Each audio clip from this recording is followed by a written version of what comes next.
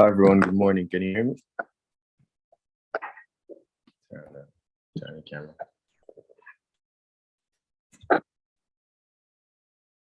You guys can hear me, right?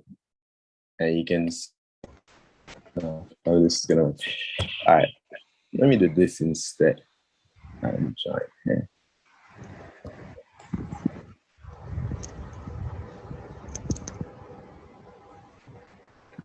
You guys can still hear me, right?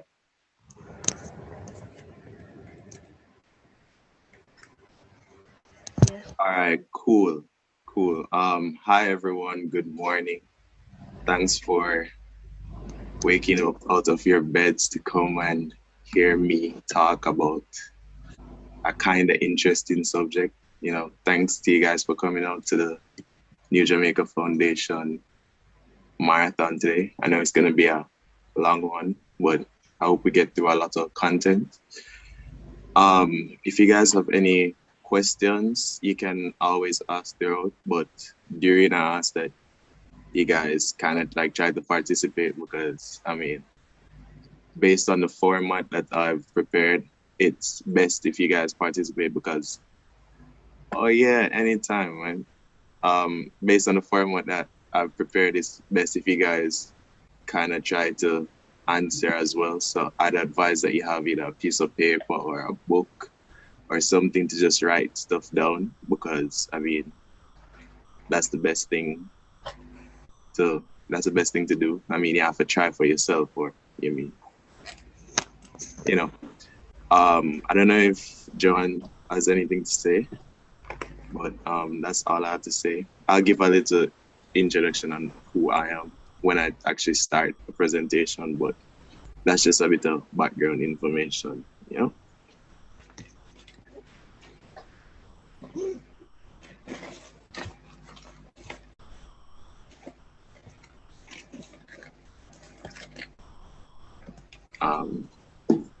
Okay.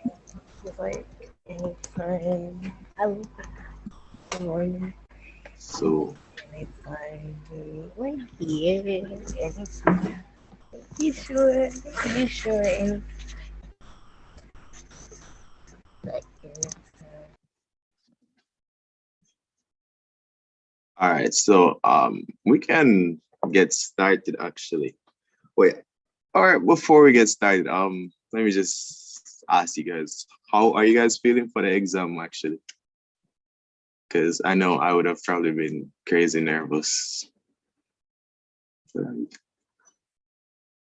Yeah, how are you guys feeling? All 30 odd are you guys?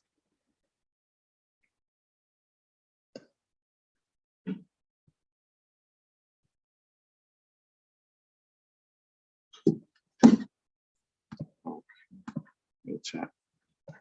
Don't even know. Not prepared. Well, guys, I really hope after today, you guys should be feeling pretty good. Just want one. I mean, I hope you'll get one. I hope I can help you. But I mean, you guys don't really need to worry so much. Just kind of take the topics and kind of like do what you have to do with them, right? So I think everyone here is more than capable of getting it done. So if you guys are ready to start, you guys can just say ready in the chat and then I'll start sharing my screen. So, all right. So as I said, it's all up to you guys. I want some active participation, yeah?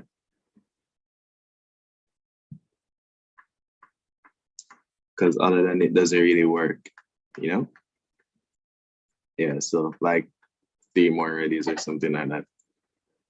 And guys, don't be afraid to unmute your mic and talk or type answers in the chat or stuff like that. But because I mean, we're here to learn.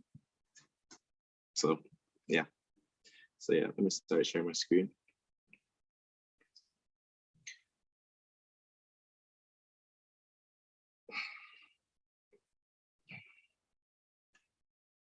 All right, so you guys can see.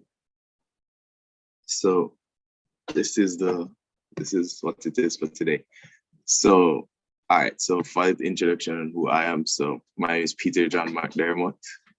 I'm a what's mine? I'm a second year going into third year medical student at UA, and I'm gonna be your biology tutor for today.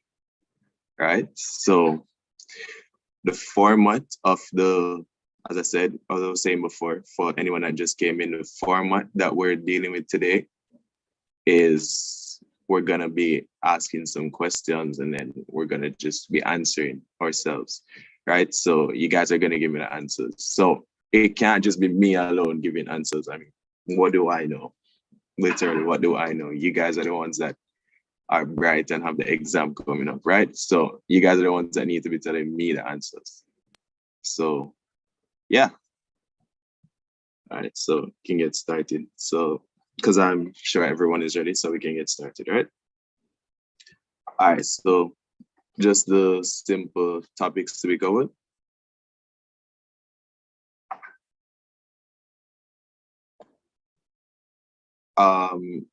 Just the topics to be covered, right? So if we can see here, there's about 8 topics based on what I saw when I was checking the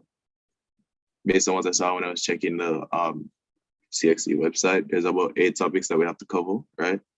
For this paper two exam. So that's a long paper with the short and the long answer questions.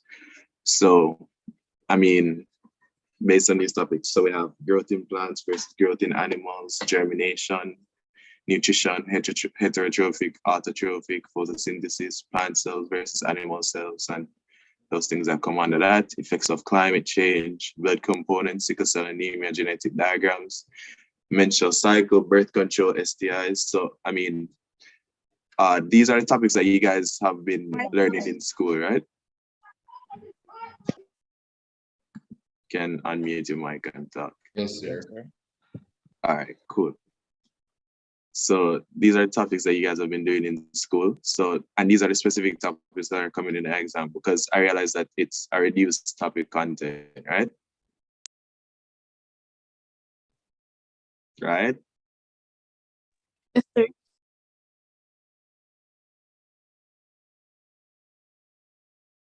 Should be.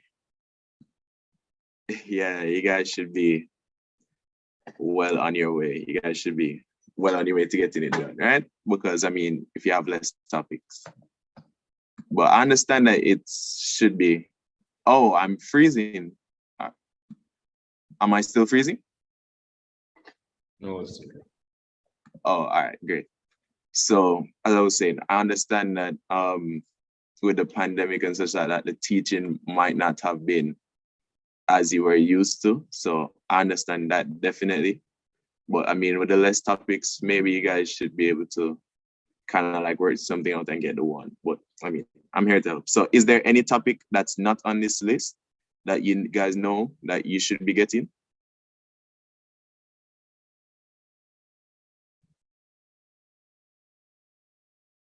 Not sure. That's okay. I mean, these are just a couple of the basic topics we're gonna cover. So sure or not, I mean, you should be certain of these marks. So I mean, it should be good. So we're gonna just jump right into our question, guys. All right, so you guys can stretch and everything like that and get ready. So as you can see here, the first question, growth in plants versus growth in animals. So it goes, all right, can someone please read the first question? Because I don't think I'm gonna be reading the whole time. So can someone just please unmute and read the first question? State 2 factors other than water that are required for the germination of the seed. All right, guys, I'm gonna give you about 45 seconds to think about that, because I'm a nice guy. Sunlight. The paper or get a book or something like that. So write down your answers, and then I'm gonna give you a bit of time to write the answer in the chat, right? So You guys have like 45 seconds to think about it.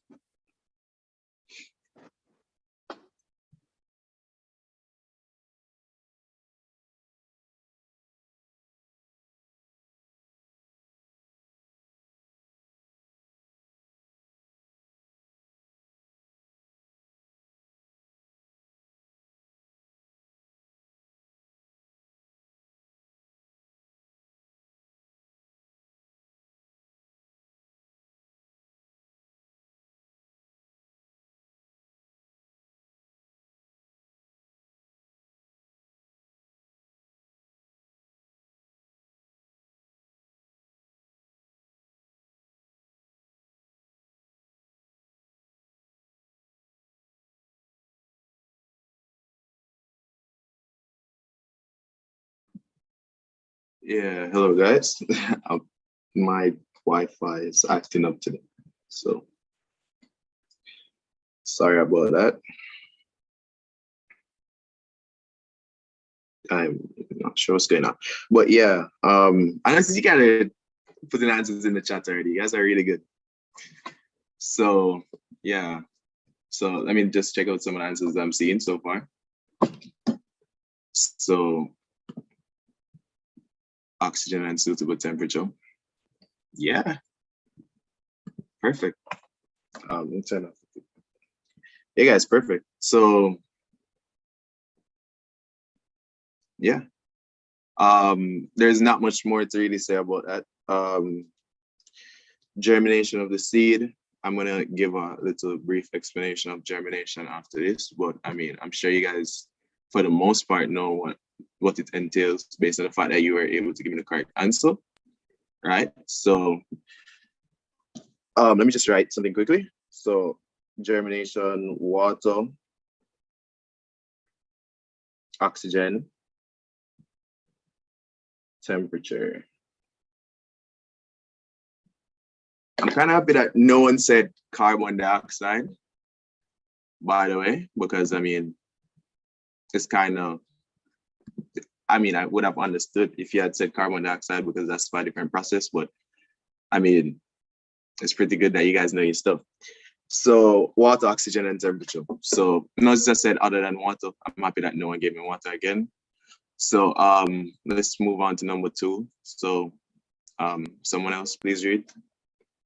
And you guys will get a bit more time for this one.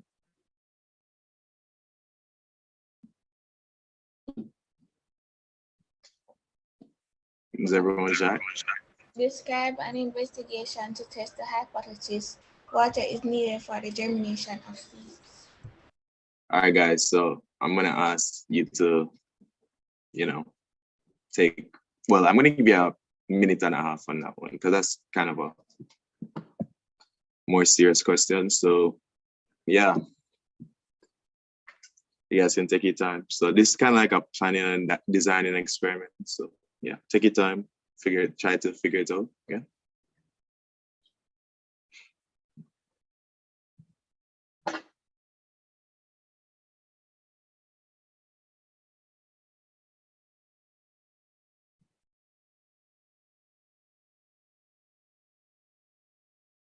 Wait, don't type this one in the chat yet. Don't type this one in the chat yet.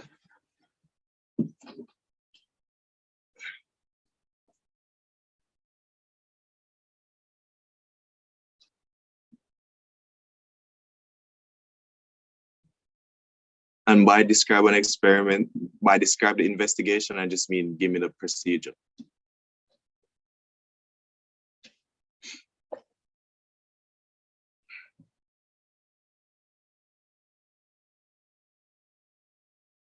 So you guys have like 30 seconds left.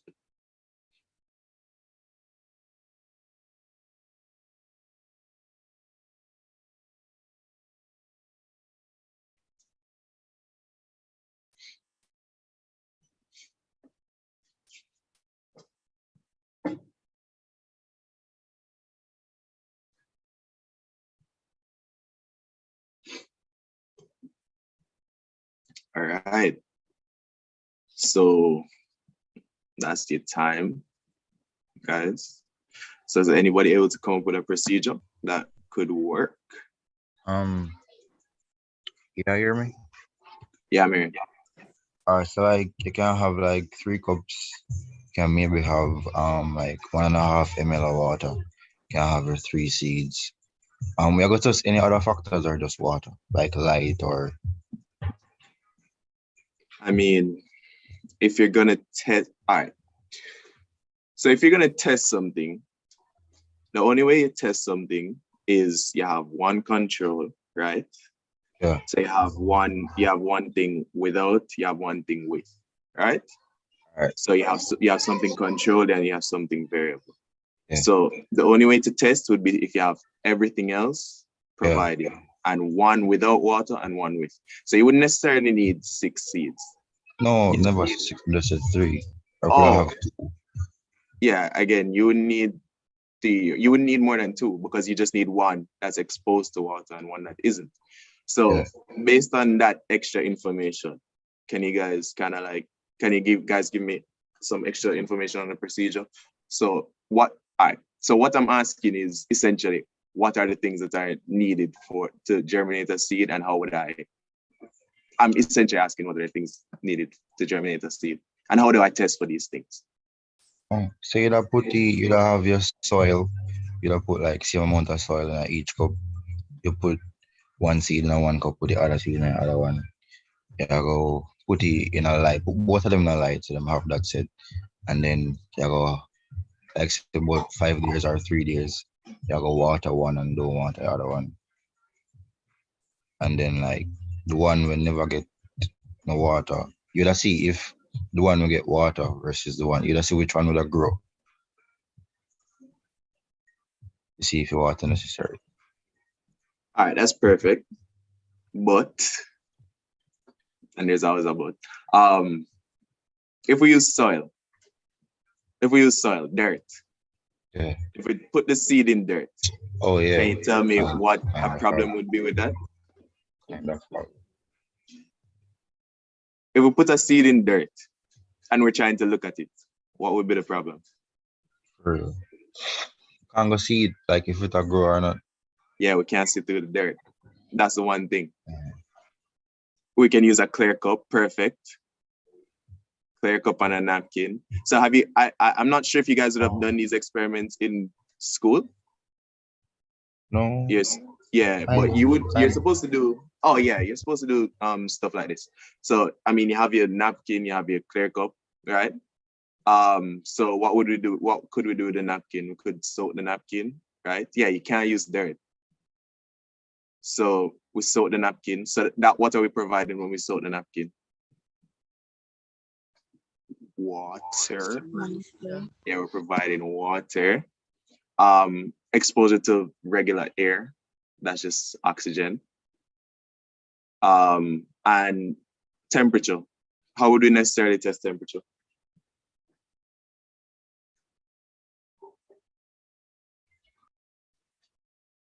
How do we test temperature? One cup would like it inside a fridge because inside No. the fridge. I'm asking we how don't do need we test the temperature? We're not trying to investigate the temperature. We're not trying to investigate what effect the temperature has. I'm just saying, how do we test temperature in general? Thermometer. Yeah, we use a thermometer. So I mean, we keep it kind of simple. So based on that, what are the things that we need? Maybe a cup, right? Or a petri dish or something like that. Some napkin, some water, a seed. So it would be 2 of those. So we need 2 petri dishes, 2 napkins, 2 seeds, one with water, one without, because what are we testing? Water, oxygen. There's oxygen all around. There's air. So if we wanted to test it without oxygen, obviously we'd seal the container. But I mean, we want to test. We're not trying to test oxygen. We're getting to describing the investigation after this. So but we're just giving the background, right?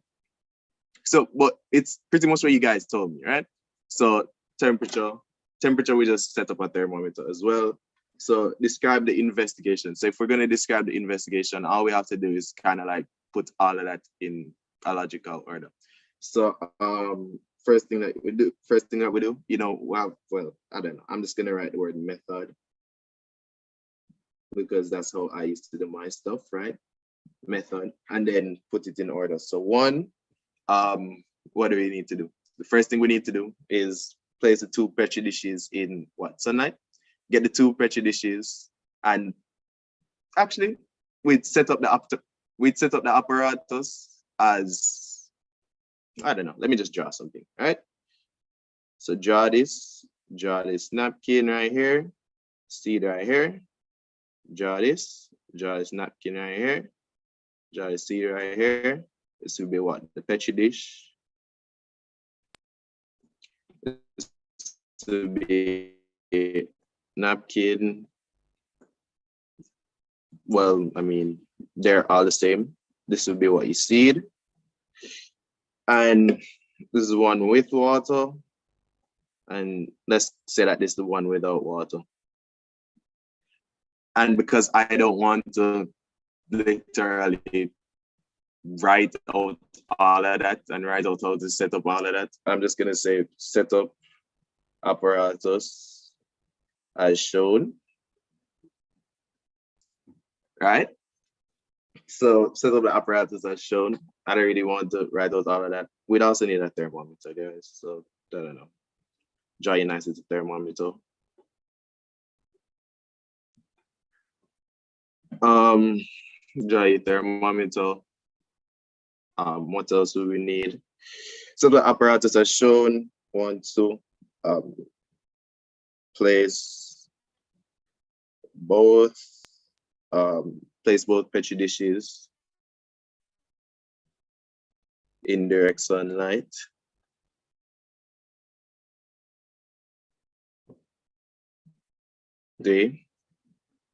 What else?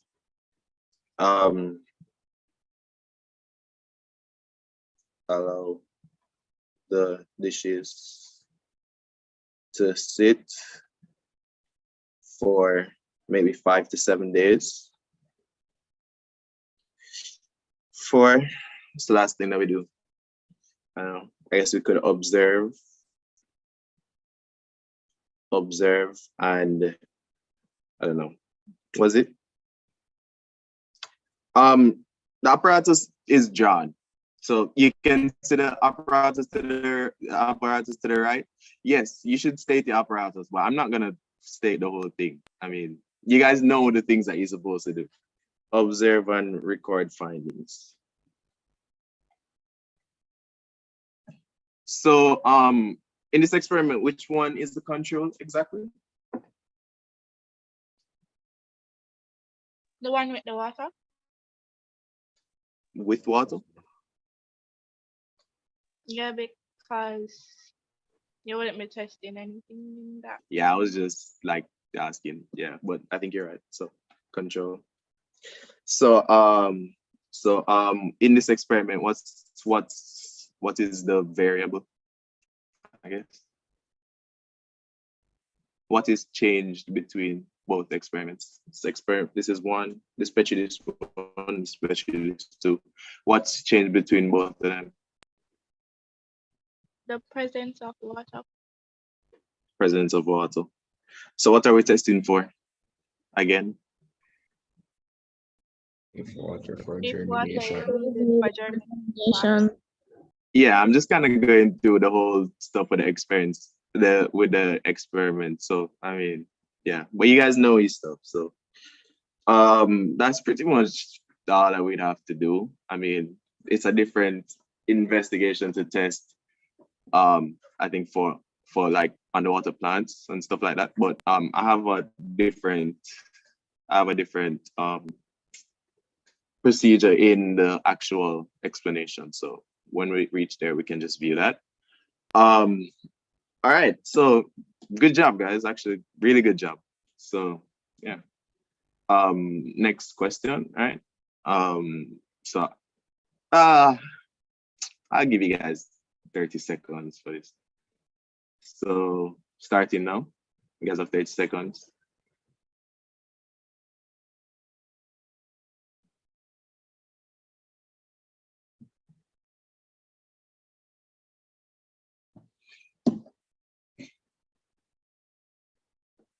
Mhm.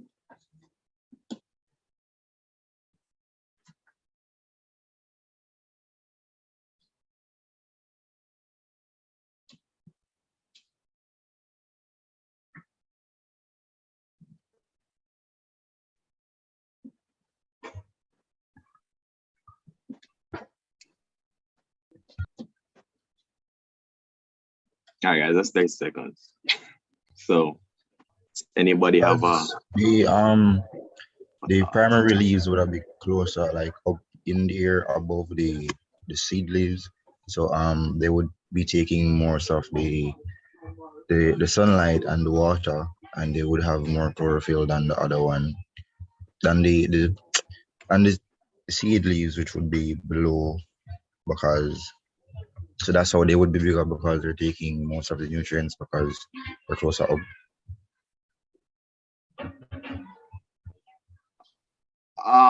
Maybe. All right. So, the question is asking, why does the seed leaf get smaller as the primary leaves get bigger? It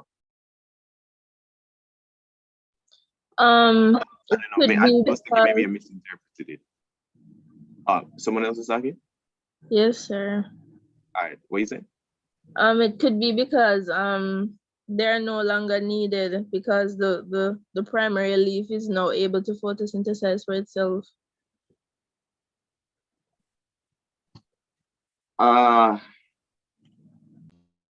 What's the purpose of the seed leaves, guys? It provides the radicle, the embryo with food to grow. Perfect. Yeah, it provides food. So it becomes smaller because the food is getting used up. That's the kind of simplest way to put it. But it gets smaller because what the purpose of the seed leaves is to provide food to the growing embryo. So the primary leaves, that would be what? The epicotyle. So it's providing the, I don't know a different word to say than food, but I mean, right food. They're not going to kill it for writing food. It's providing food for the primary leaves to grow. That's the kind of simplest answer. I get where you were going with the what I like where your head is at with the chlorophyll and everything like that. But try to think of what the simplest answer would be, because yeah, you're raising your hand. Yeah. Yeah, go ahead. Sir, if you had wrote that the primary leaf was collecting nutrients from that leaf. Wait, repeat. If you had said that the primary leaf was taking all the nutrients that was going to the seed leaf, would that be correct or would it be wrong? Not necessarily, because the only purpose of the seed leaf is the only purpose of the cotyledon is to provide nutrients for the initial growth of the primary leaves and the initial growth of the whole embryo. So I mean, if you're saying that it's taking nutrients that are supposed to be going to the seed leaves, there's no nutrients that are supposed to be going to the seed leaves. I'm gonna write an answer. So as I said, I'm doing the questions with you guys. So I'm trying to kind of match it out with you guys, so we all can kind of come to a consensus, and then we write an answer, right? So yeah, so the cotyledon is supposed to be providing the energy that the embryo needs to grow. The embryo, at the end of the day, is gonna kind of differentiate or become the primary leaf. So I mean, the primary leaf, as it increases in size, as it grows, the primary leaf is gonna need energy to grow. Where is it gonna get the energy from? The cotyledons or the seed leaves. So just why the cotyledons become smaller as the primary leaves increase in size. Why? I would say, if it was me doing the exam, I would say the cotyledons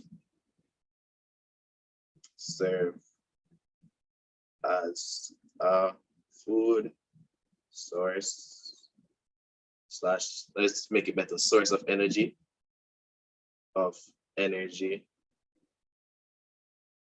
for the primary leaves,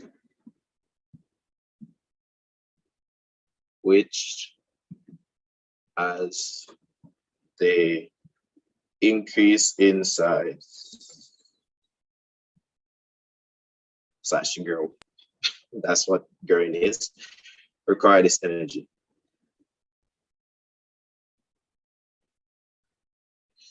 So that probably sounds kind of confusing.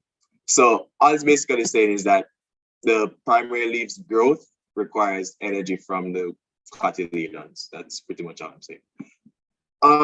Everybody good, by the way, so far? Because everybody. So you're saying as the primary leaves increase, they require more energy from the cotyledon. That's why they get smaller. That's what. Let's draw it to picture, right?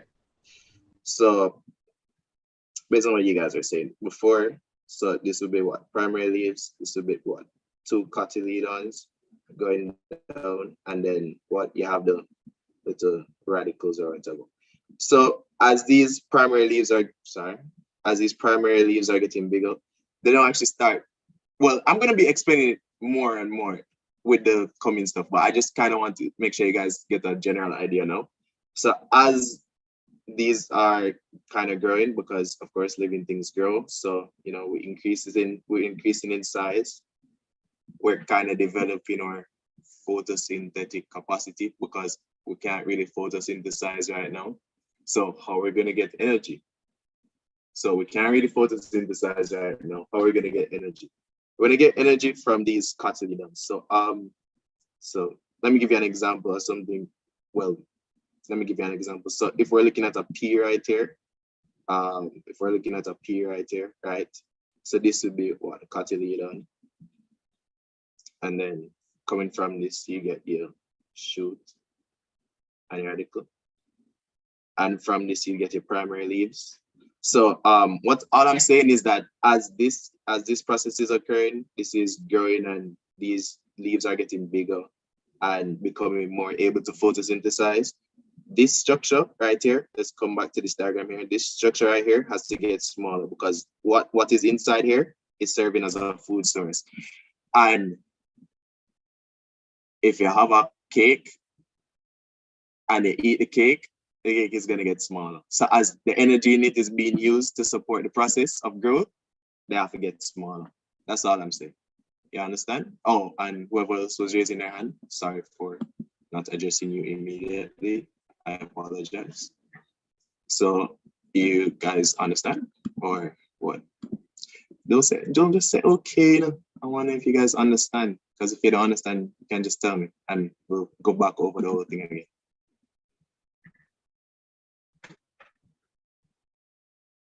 All right, let me see, like 4 more yeses, and then I'll continue.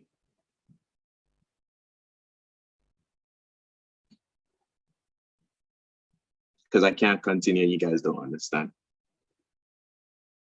All right, great. So, because you guys understand, could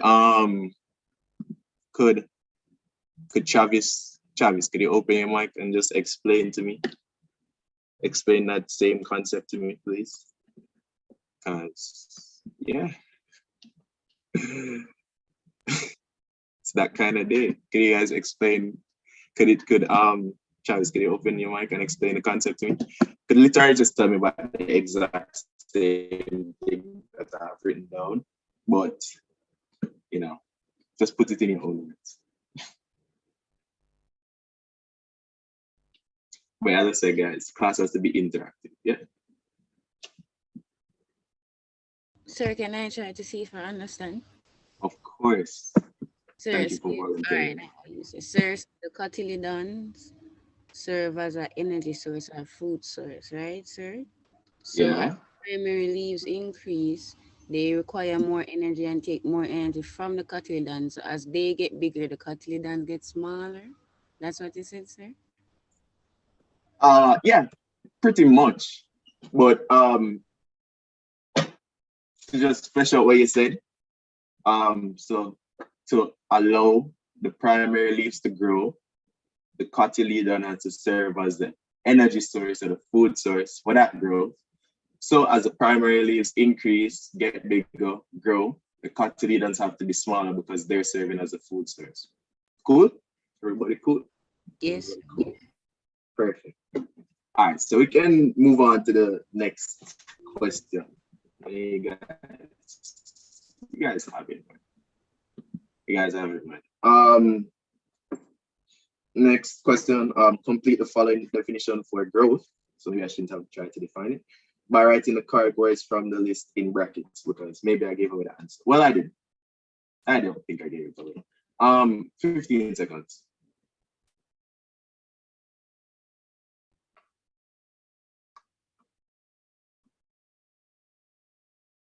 No. Guys, 15 seconds. You have to wait, guys. You have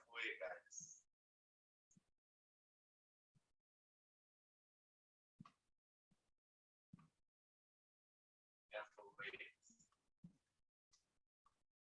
Now you guys, honestly, don't let me hold you guys back. I know you guys have it. So, what am I looking here? What am I seeing here? Permanent mass.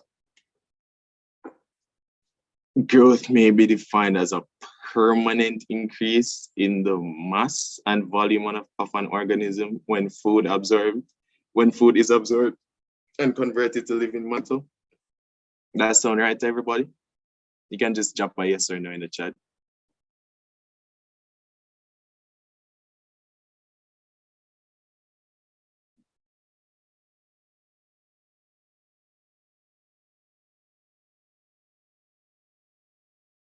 Yes. Yeah.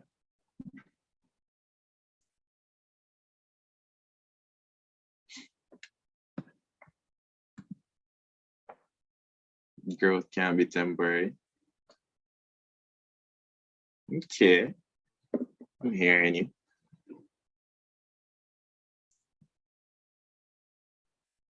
Any more answers?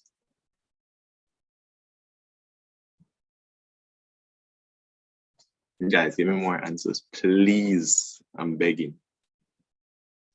Guys should be rushing to answer this one.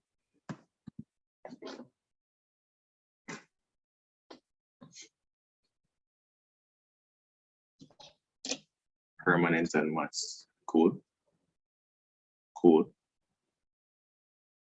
All right, let me just see 3 more responses and then I'll tell you guys if you're correct or not.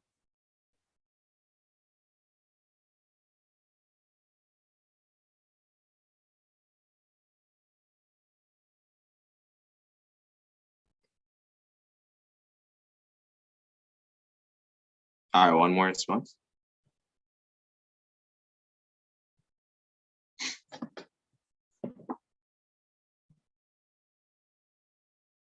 Anyone? No one? No one wants to be? All right. All right. Shantra, can you unmute your mic and just complete the whole sentence, please? Growth may be defined as permanent increase in the mass and volume of an organism when food absorbed and converted to living matter. Okay. And that sounds good to everybody, right? So was this permanent increase in the mass? So I forgot kind of badly, guys. I don't get graded on penmanship, so I apologize. But yeah, so you guys have it. Well, you guys are, I don't know what you guys are talking about. You're not ready for the exam. You guys are stars. But yeah, let's continue. So we have more questions. I have more questions, unfortunately. You guys aren't hearing me? You guys aren't hearing?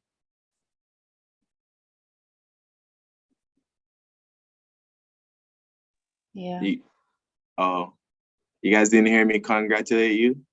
Tell you guys that you're stars? Because that would be unfortunate. But all right, let's continue. Let's waste no time. So just what the measurements of length taken for not for the plants. For plants are incomplete, unlike the measurements taken for a baby. Let's draw, well, I'm gonna help you guys out. This is from a piece of a question, so the whole question isn't here. So I'm gonna draw a little baby here, a little baby arms, and a little baby legs, a little baby rattle, and then I'm gonna draw a plant over here. So this is a plant, right? With its leaves and stuff like that. So suggest why the length, the measurements taken for our plant is incomplete, unlike the measurement taken for our baby. Guys, 30 seconds, common sense it.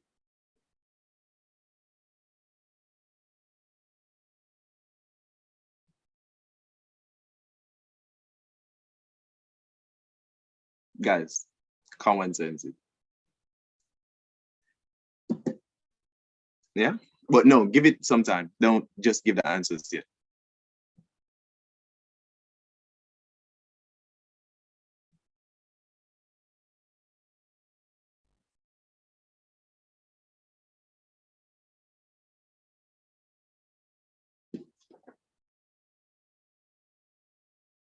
Let me even draw a little scale beside them. This is the part we're measuring, and this is the part we're measuring.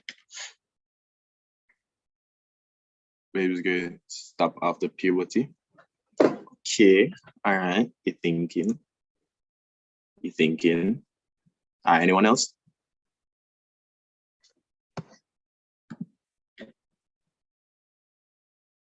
Is it the Sir, I'm not sure if yeah. I'm right, but I saw you put a scale there, right, sir? So maybe is it because we're not getting the I whole put the plant? scale there. So maybe is it because we don't get the whole plant to measure, right? Because it's in the pot. Yeah, yeah, perfect. And this is our past paper question.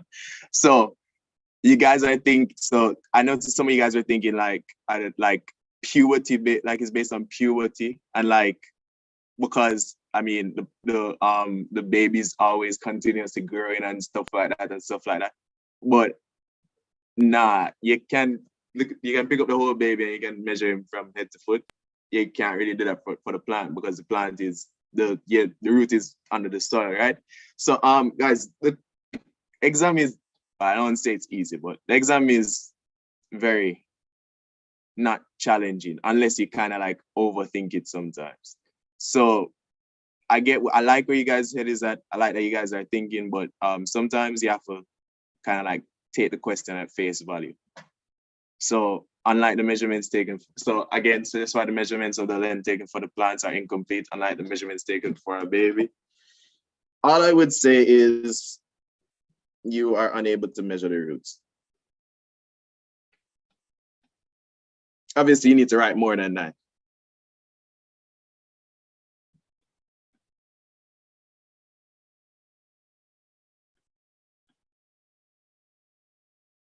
As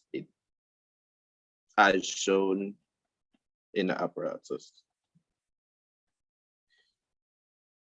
You can't measure the root because it's in the pot. Whereas you can measure the whole baby.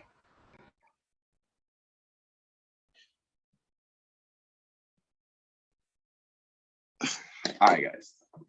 So you can pick up the whole baby, you can measure it head to foot. You can't really do that for the plant.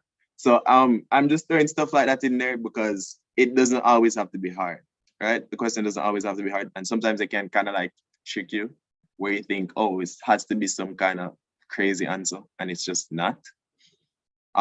Next question now. Describe 5 ways in which the pattern of growth in plants differs from the pattern of growth in animals. So let's hear it. And there's a good number of ways, so I want to see that. You guys have 30 seconds. Just give it 30 seconds and then type it in the chat.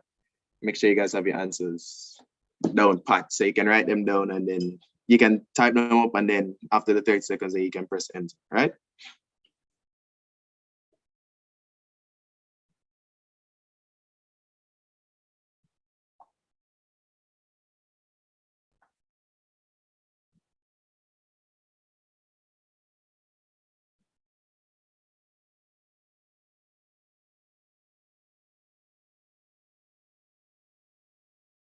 All right, guys, press enter.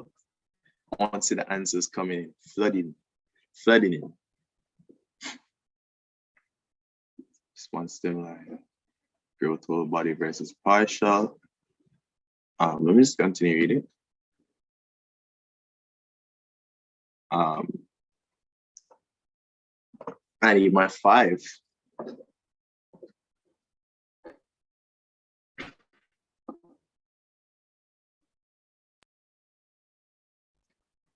I also wouldn't really put response to stimuli per se.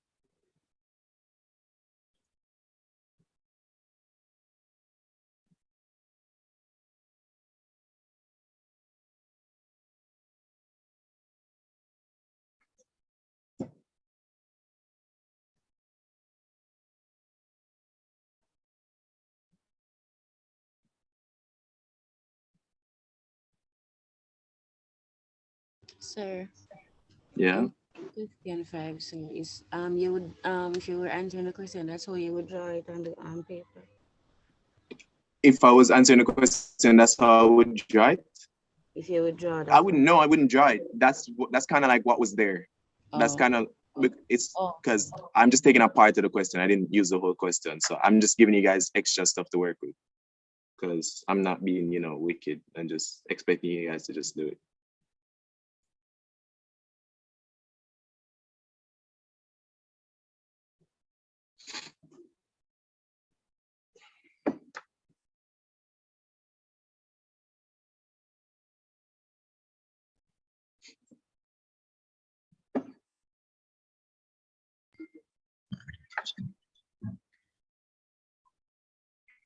As the sun would go up.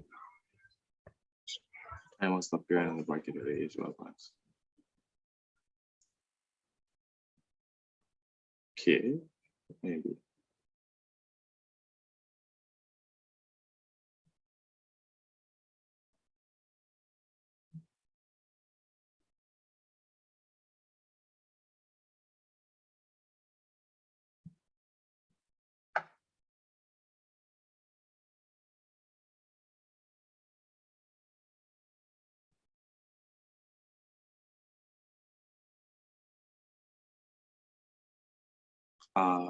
Anyone has any other ideas?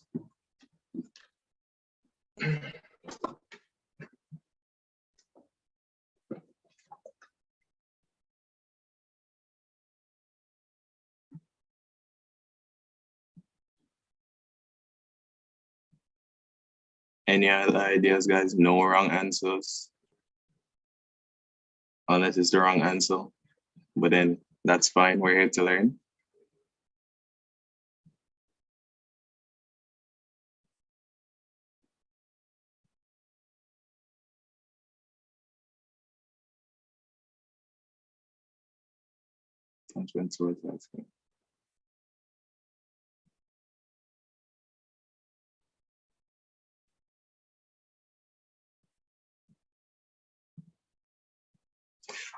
All right, let me help you guys out.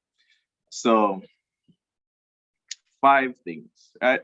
So when I think about plants versus when I think about how do animals grow, the first thing I'm gonna actually, because I saw a good response in the chat. So I almost get deleted. All right. All right, I saw a good answer in the chat. So let's do our number 1. My first one, one that Vanessa gave. So growth, whole body. I'm gonna assume that means versus partial growth, right? So whole body growth. Who grows to their whole body? Animals or plants? The animals. Animals. Animals. Whole body growth. Plants. Specific areas of growth. That's 1. 2. What else can we think of? What were we saying? I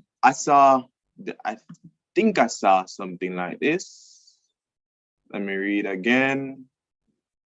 Animals stop growing at a particular age while plants continue growing until they die. I want to put it this way. What I want to say is this instead. So animals. So if I was talking about animal growth, this is a thing I want to say. Animals have what? Stages of growth. So you have a baby different from you have a newborn, neonate different from an infant, different from somebody that's in puberty, different from somebody that's like old, they're senescent, right? So you have different stages of growth. So plants don't. So next thing. So if I was thinking about what's the difference in the pattern of growth versus the pattern in animals, what else do I think?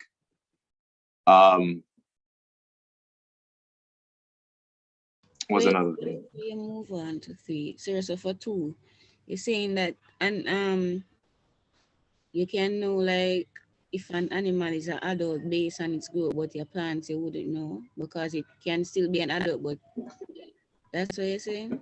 No, not necessarily. Because I mean, there's ways that you can know the age of a plant. So I wouldn't put it that way. But I get what you're saying, right? Because I mean, you can look at a person and tell how old they are. Well, you can get a general idea of how old they are, right? But if you just were to just look at a plant, it's not as easy. But I don't really want you to put it that way per se, because there are ways to know how old a plant is. There's things that you can do to know how old a plant is. So I don't want you to put it that way, but I just want you to be able to appreciate that animals have the different stages of growth. So like you can see, and they literally look completely different, because a baby does not look like a full-grown man, right? They just don't look the same. Whereas kind of like, I don't really want to put it like a plant, a baby plant kind of looks close to the same as an adult plant. They don't have much in terms of variation. I don't want to put it like that, but that's pretty much how I'm going to put it, right? So, excuse me, sir. Yeah. So wouldn't like this from a seed to a sprout, wouldn't that be different to like a plant? Yeah, that's what I was getting at. Yeah, that's what I was getting at. Different stages. Mm-hmm. Yeah, I wouldn't necessarily put that as different stages. That's the thing, because that's not a specific growing stage. That's you're going from that you go.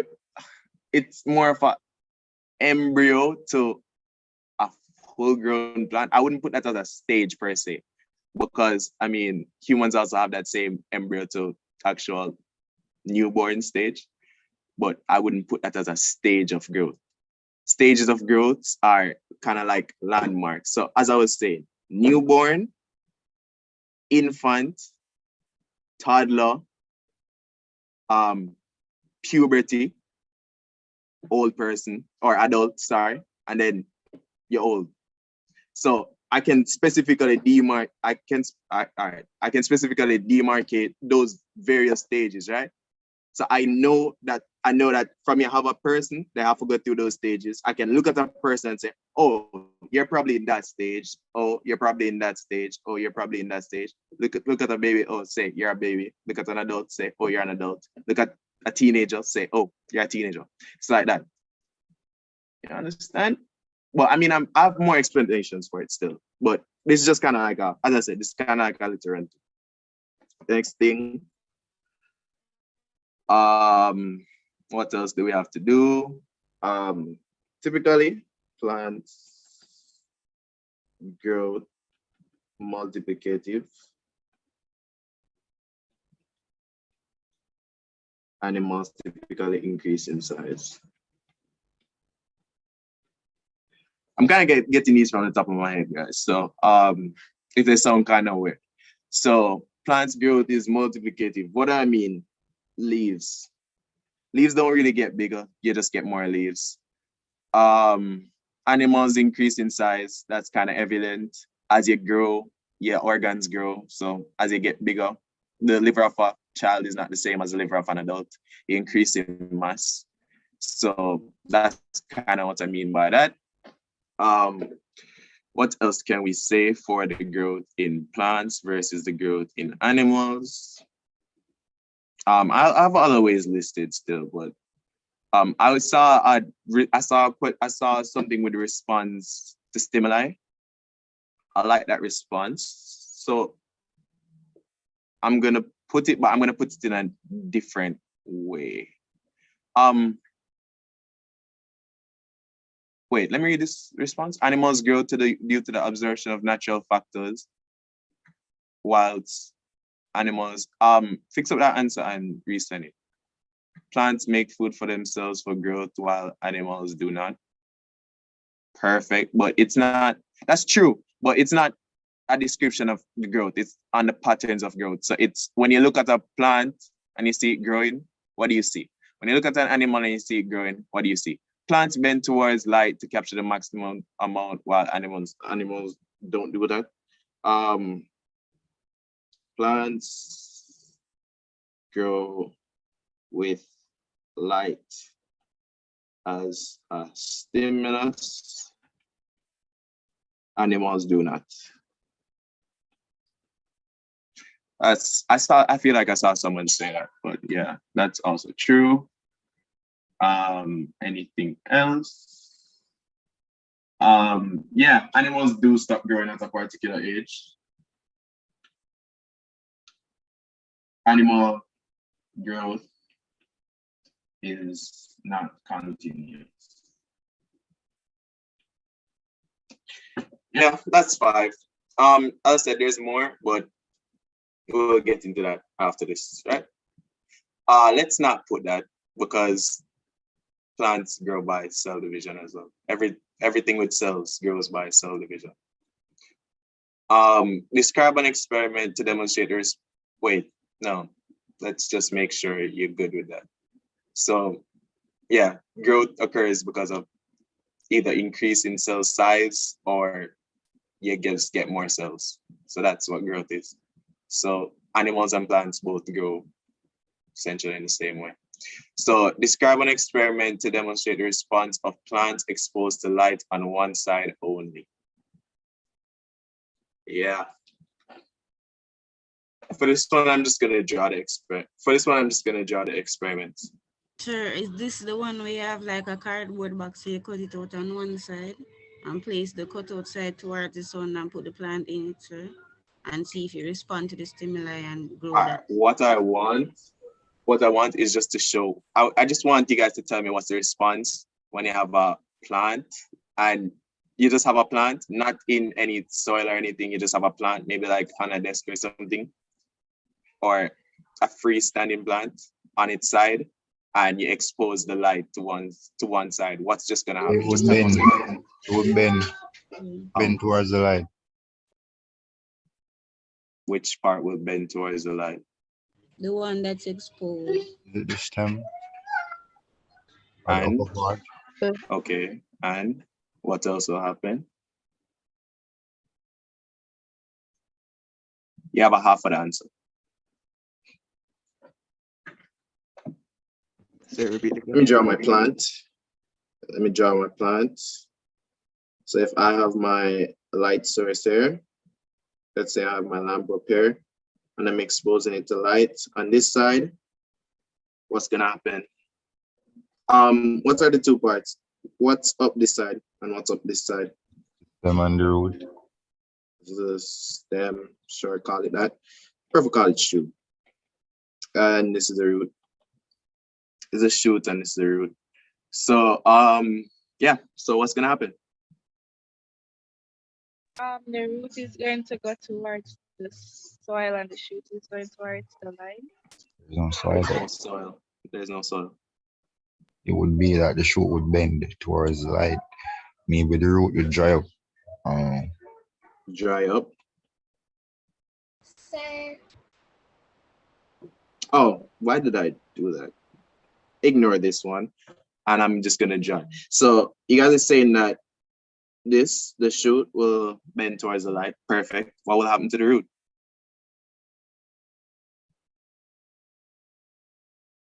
So it moves away from the light, sir. Moves away from the light. Root is just gonna go down.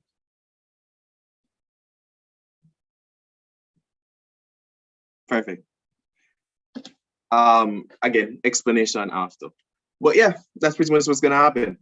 So if we're going back over it, so just why the measurements, the length are incomplete, unlike the measurements for a baby. You can't really measure the whole plant if one part of it is not fully exposed. 5 ways in which the patterns of growth in plants differs from the pattern of growth in animals. Whole body growth versus specific areas, stages of growth, multiplicative growth versus pure increase in size,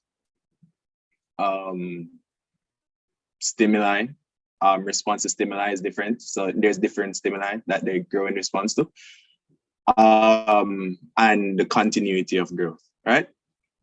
So again, last one, describe an experiment to demonstrate the response. So all I want is just the response here. So the shoot is gonna grow towards the light and the root is gonna grow away from it. So next, we can get into the actual explanations, right? I know it must be kind of tiring. If this will move on. All right, so growth in plants versus growth in animals. So I have some things listed here. If you guys want to take, you saying something? Yeah. Wait, could you go back, please? All right, sorry. Wait, for number 3, what comes after animals increase size? What did I write? Oh, I was just putting leaves there. So plant growth is multiplicative. So it's the leaves that are actually, multiplying. So yeah. So yeah. So growth in plants versus growth in animals. Huh? I didn't get the last 2. Oh, I have all of the points on the next slide, by the way. So okay. Yeah, so everything is good. So growth in plants versus growth in animals. The baby is the animal. The mango tree is the plant, right? So plant growth. So growth continues throughout the life of the plant, right? That answer was given. Plant growth increase in the number of parts, for example, the leaves. Growth takes place during definitive seasons. That's the one I forgot. So you have you guys know about mango season and stuff like that. So I mean, no, let's not put that specifically. You have periods of, I don't know, it doesn't grow during the winter. I don't know, for more temperate countries. So you wouldn't see plants growing during the winter. You'd more see it during summer, during more summertime. Wait, give me a second, guys. It said I stopped screen sharing. So I'm just gonna reshare. Sorry about this, guys. I don't know why it's given so many problems. Please forgive me. So yeah, again, sorry, let's just move this. So again, sorry. Definitive seasons again. So it's not all the time that you're gonna see a plant growing. So again, winter months, growth does not occur. So growth pattern is distinct in each species. Not all plants grow alike. Not all plants grow in the same way. Not all plants look the same, things such as these. Plants possess well-defined growing regions. We already said that. We'll discuss the growing regions, I think, in the next slide, but you have growth typically takes place at the buds, I do believe. So the stem buds. So you have growth occurring from those specific regions. A seedling does not resemble an adult plant. That's true. A distinct juvenile stage may be present in the life history of a plant. So juvenile stage, so a stage of kind of immaturity. So you have you have a shoot versus a stem. You have a radicle versus a root. Growth is by addition of new parts. Yeah, again, that's the same That's the same multiplication, pretty much. Excuse me, sir. Does the meristems have something to do with the growth in plants? Yeah, that's the growing region, right? I'm not really a plant guy, so I don't know much about plants, but based on what I can remember, the meristem is where growth occurs. That's the part of the stem that grows, right? Hello? Hello? I'm not sure what happened, but we can continue. So animal growth takes place for definitive periods before maturity. So you grow and then you mature. Like you have growth spurts, almost like, right? It does not involve increasing the number of parts. Nobody's walking around growing and they suddenly have 2 hands, 2 feet, 3 hands, then 3 feet, stuff like that. Growth is continuous up until a certain stage, of course. Growing pattern is absent. Yeah. No such defined growing regions. Growth is body-wide. Young ones are identical to adults except in the body size and sexual maturity. We can see that. Babies are smaller than adults. Kind of look the same though. So you're not just gonna suddenly find that a baby just looks completely and utterly different than how they're gonna look as an adult.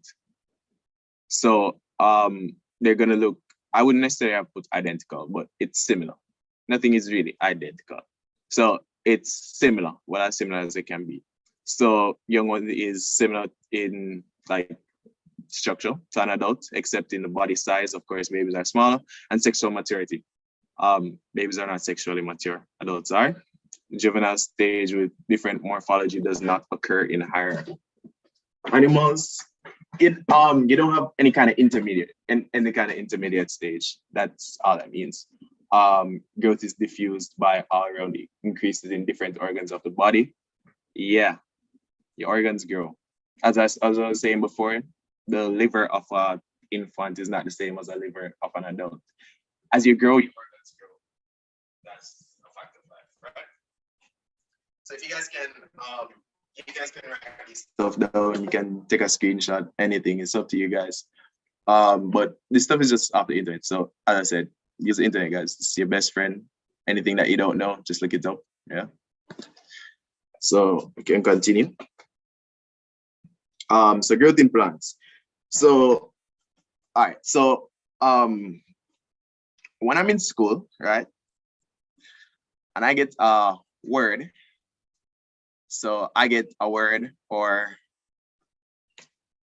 I get kind of like a term that I don't understand, or even if I do understand it, what I try to do is I try to break down the different parts of the word, right? I try to break down the different parts of the word, and then I'm able to understand more what the things mean or what they actually mean, right? So what I try to do here is I try to break down all the important words for you guys right here.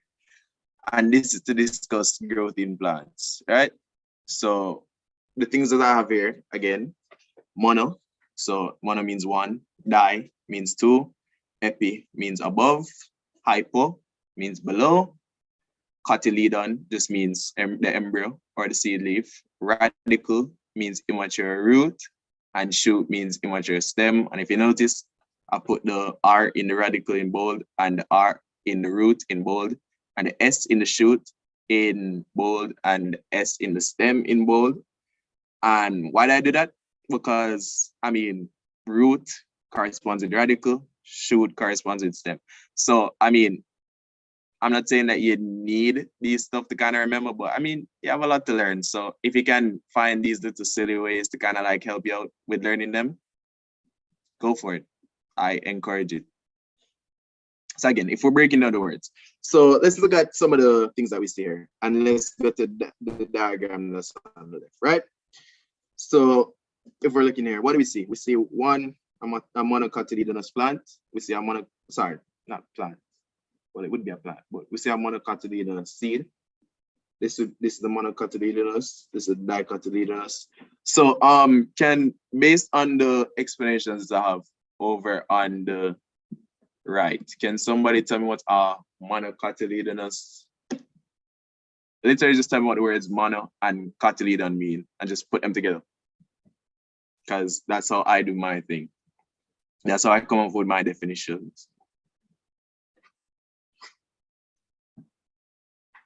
All right, let me do it. Monocotyledon, one embryo or seed leaf, right? So can somebody tell me what a dicotyledon, what a dicotyledonous seed is? Two seed. Yeah. Perfect. Literally perfect. So again, mono, one, di, two. All right, so let's continue. So right here, I want you to, we're gonna deal with a dicotyledonous seed for now. And I'm gonna look here. So we have two things here. I have an epicotyl right here, and we have a hypocotyl right here. So what does epi mean? Above. And what does hypo mean? Below. Cotyl just refers to the same thing, just a description. So a description of the embryo, right? So from the epicotyl and from the hypocotyl, we have certain structures that are being derived from them. Can somebody tell me what's derived from the epicotyl? So what does the epicotyl go on to form? Plumule. The Yeah. shoot system. Yeah, no, you're right. But I just wanted the word shoot. The shoot or the plumule, right? And what does the hypocotyl go on to form? The radicle. And guys, let me show you why it's kind of like cool to know what the stuff means. So if I was like, oh my gosh, I'm in the exam. What is the epicotyl form again? What is the word epi? What does the prefix epi mean? Epi means above. So if it's above, what's above? Above the soil. What do I know is above the soil? The stem. So if the stem, what gives rise to the stem? The shoot. So what does the epicotyl go on to give you? The shoot. Like that. Hypocotyl. Hypo means below. What's it below? The soil. What I know is below the soil. The root. What gives you the root? The radicle. It's like that. So simple as that. So if you guys kind of know this stuff, it makes your life so much easier. So that's why I put, this is a nice example that I put in. So that's how I kind of want you guys to break down this stuff. So don't just look at it and just say, okay, epicotyl, shoot. Hypocotyl, radical. That's it. I want you guys to kind of like find ways to remember them. Of course, if you don't need to do it, I'm not saying that you have to, but if you kind of haven't really been studying as much, or if you kind of just find it hard to remember some stuff, doing stuff like that does help, right? All right, so when we're looking at our seed, let's look at our seed right now. So it's the cotyledon, again, food source. Epicotyl gives rise to a shoot, hypocotyl gives rise to a radicle, right? So when we're looking at our growth process here, because again, we're dealing with the dicotyledonous, seed, sorry. So right here, we have our initial radicle. The radicle and the hypocotyl is going to give us our root, or, well, this would be our primary root system. And this is gonna mature to give you, well, your mature secondary root system, right? And so what do we notice as well? We're going above the soil. So the cotyledon, as growth occurs, the cotyledon actually ends up above the soil. So this is the soil, right? So again, what is this? Can somebody tell me what this is?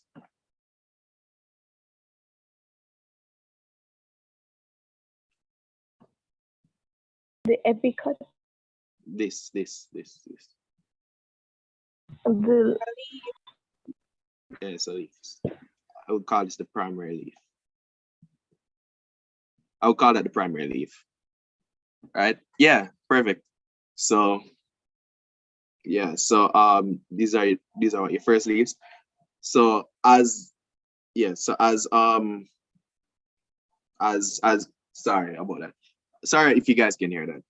As the growth occurs, of course we're saying the cotyledon will get smaller. Primary leaves grow, and then you start to form. This is what you shoot, which is giving rise to your stem. This is mature still, so I would more call this the shoot, and I would more call this the stem because this looks more mature. This would be more of a juvenile stage, right? So I mean, yeah. So this is just kind of to show you guys how to break down this stuff. I mean, yeah. Because again, that's what I like to do. Again, you don't have to follow me, but that's how I like to do my stuff, right? So growth in plants, germination, you have two distinct systems of growth. You have an above ground system, which is the epicotyle, which goes on to give you a shoot, which goes on to give you a stem. You have your sorry, give me a second. You have your hypocotyle, which goes on to give you a radicle, which goes on to, which goes on to give you a root system, right? So perfect, guys. Everybody is with me so far, right? I haven't lost anyone. Have I lost anyone?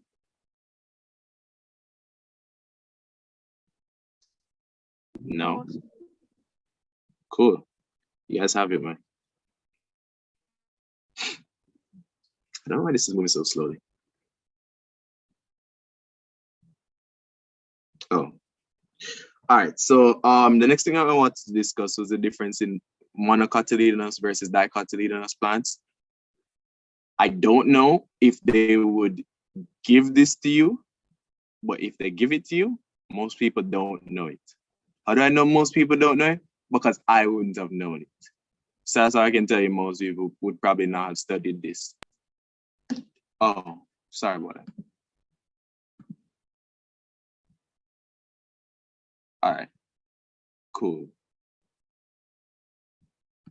Yeah, so most people aren't really going to focus on this. This doesn't really seem that important. So that's why I put it so that you guys can have this stuff to kind of like study from if you want.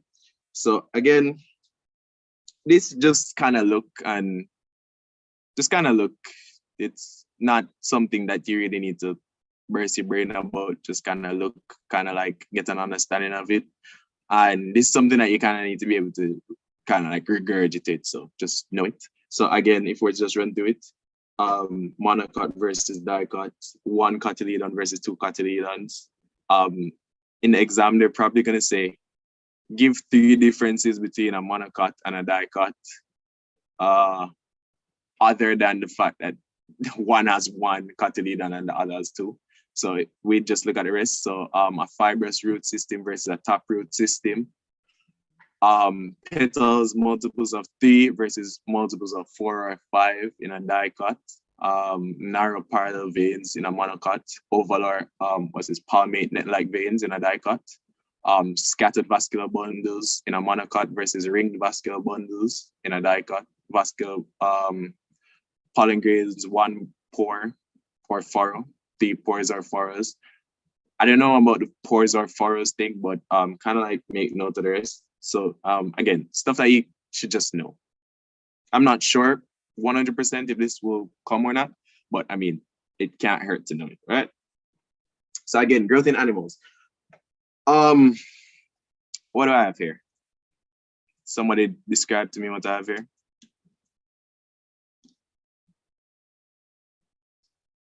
Stages of animal growth. Huh? Stages of animal growth, or how they look. Describe the cats. Come on. Guys, keep it simple. From baby to adult. Stages of the cat, right? Yeah, baby to adult. Yeah. You have a kitten and you have an adult cat. So again, what do we notice? Tell me stuff that we noticed about the baby cat versus the adult cat. Just give me stuff that we noticed about the baby cat versus the adult cat. Height, change in size, perfect. Anything else? The body part. They look similar. Perfect. They look similar. Perfect. Body parts. Yeah. So again, one is bigger than the other. Anything else? What do you notice as we're seeing what, 6 cats here, and they're all the same cat? So what can we say about that? But no, that wouldn't. They're all the same cat. What can we say about that? They're different stages, guys. Different stages. Right? So anything else? Anything else you guys want to comment on? Because I'm just allowing you guys to talk. I'm not really gonna talk here. The body size of the kitten is quite smaller than Pardon? body size. So Oh, the body size. So again, size are difference. Anything else? I'm not saying there's anything else there. I'm just asking if you guys can come up with anything else. So is it that the skin complexion for the Pardon me? adult darker? Is it that the fur for the adult cat is darker? I wouldn't necessarily say that. Because I'm not sure why it's dark per se, but that doesn't necessarily have to do with the growth.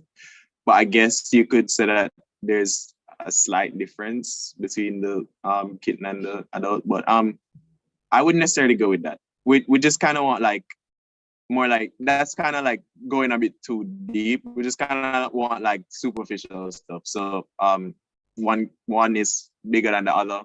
There's different stages. There's my internet is unstable. Yeah, unaware of his surroundings. That's funny. I think it just is what it is. But yeah, just little stuff like that. So we can continue. That was just for you guys to discuss. So next thing we're gonna deal with again is now we're gonna deal with germination, right? So again, same thing. You guys should be familiar with this by now. What does monocotyledon mean? One embryo. Yeah, one embryo, one seed leaf. Not one seed, one seed leaf. Not one seed. Yeah. Not one seed. Very important that you made that distinction, right? What does dicotyledon mean?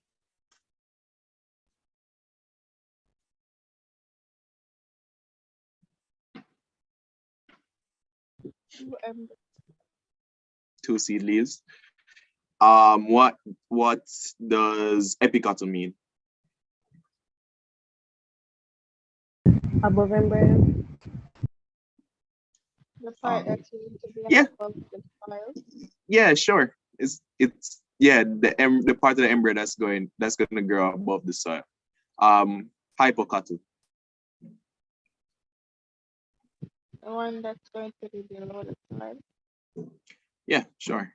What does the epicotyl give rise to? The shoot. The shoot. What does shoot give rise to? Stem. Stem. What's another name for the shoot? Stem. What's another name for the shoot?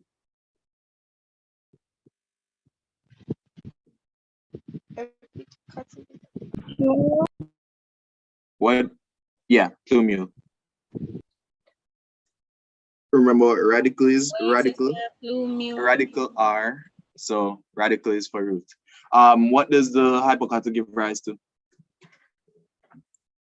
Radical. What does radical give rise to?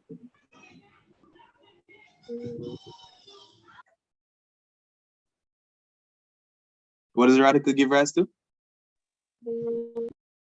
What is the radical? What is the radical? The root of the plant. What is the radical? Yeah, immature root. Yeah. What is required for germination? What are the things that are required for germination? Uh, Talk to me, guys. Oxygen, water, and Water, oxygen, and the right temperature. All right, cool. And the last thing I want you guys to see, so the cotyledon serves as an initial source of food for the plants, and it gets smaller as the primary leaves grow. So that's just the same answer for the question that we gave before. Somebody please describe germination to me.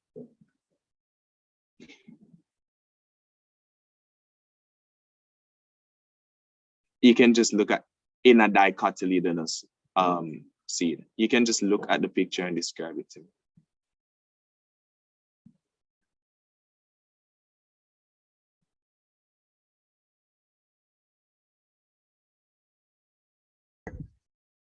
Branching from a seed to a seedling. Like describe it specifically. So I would say the cotyledon, the embryo erupts from the seed coat. The hypocotyl grows towards downwards. The hypocotyl grows downwards, giving rise to the radicle, which forms the root.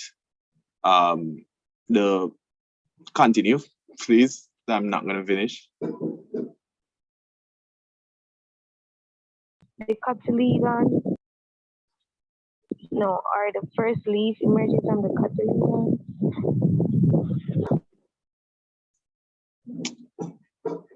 I think the first leaf is derived from the epicotyl. The root gives rise to the no, the root doesn't give rise to the stem. I think it's the epicotyl that gives it a primary leaf.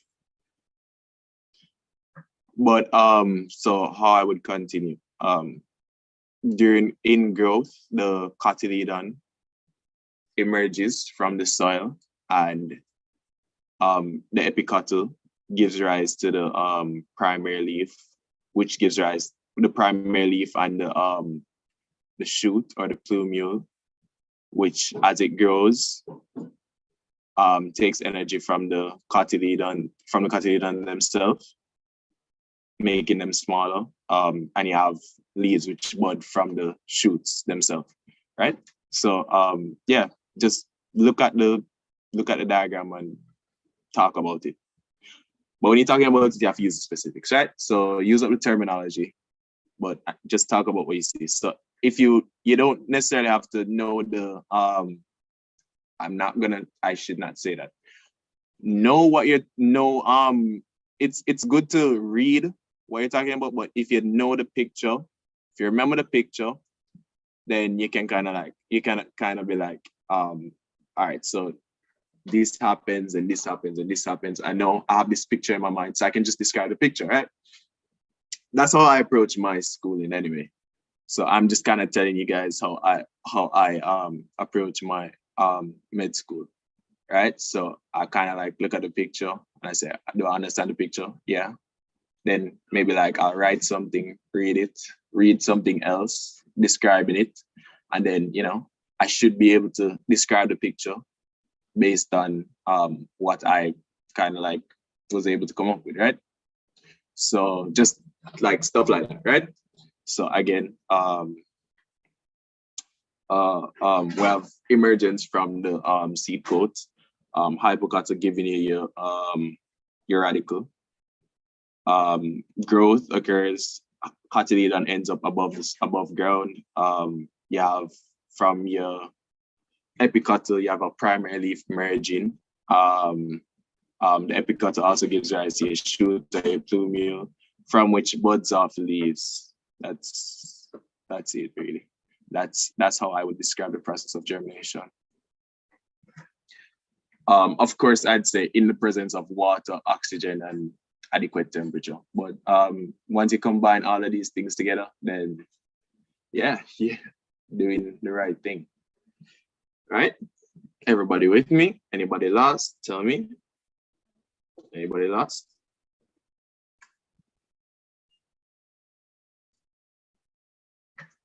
Let me check the chat.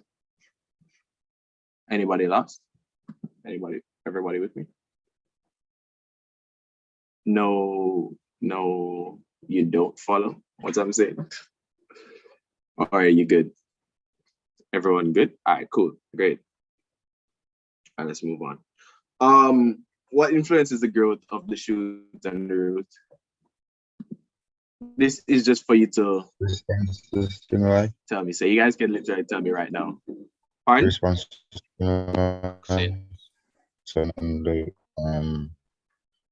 sun which would be for the sunlight. The Just shoot give and me the one. water Just down give me for the root. one word or 2 words.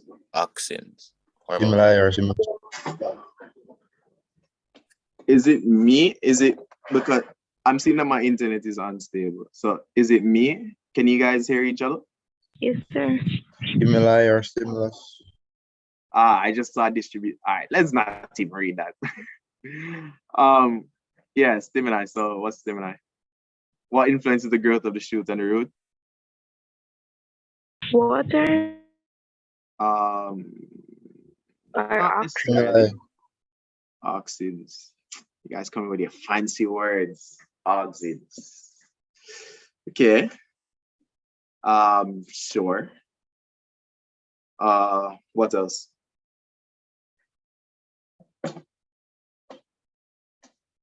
Gravity. So. You said gravity. Perfect. Who said gravity? Water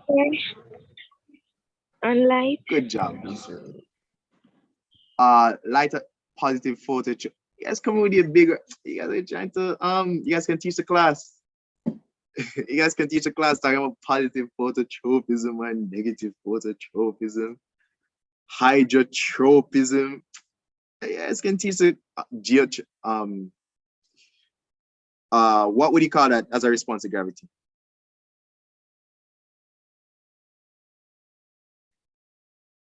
You said phototropism, said hydrotropism. Give me that same terminology, but as a response to gravity. Is it Gino? Gravitropism. You guys don't know about you guys call it geotropism. If that's what you guys call it, I don't know. As I said, I don't really do plants. You guys call it geotropism? Yes, sir. I think when I was doing it, I called it gravitropism. But I mean, I don't know if you guys call it geotropism.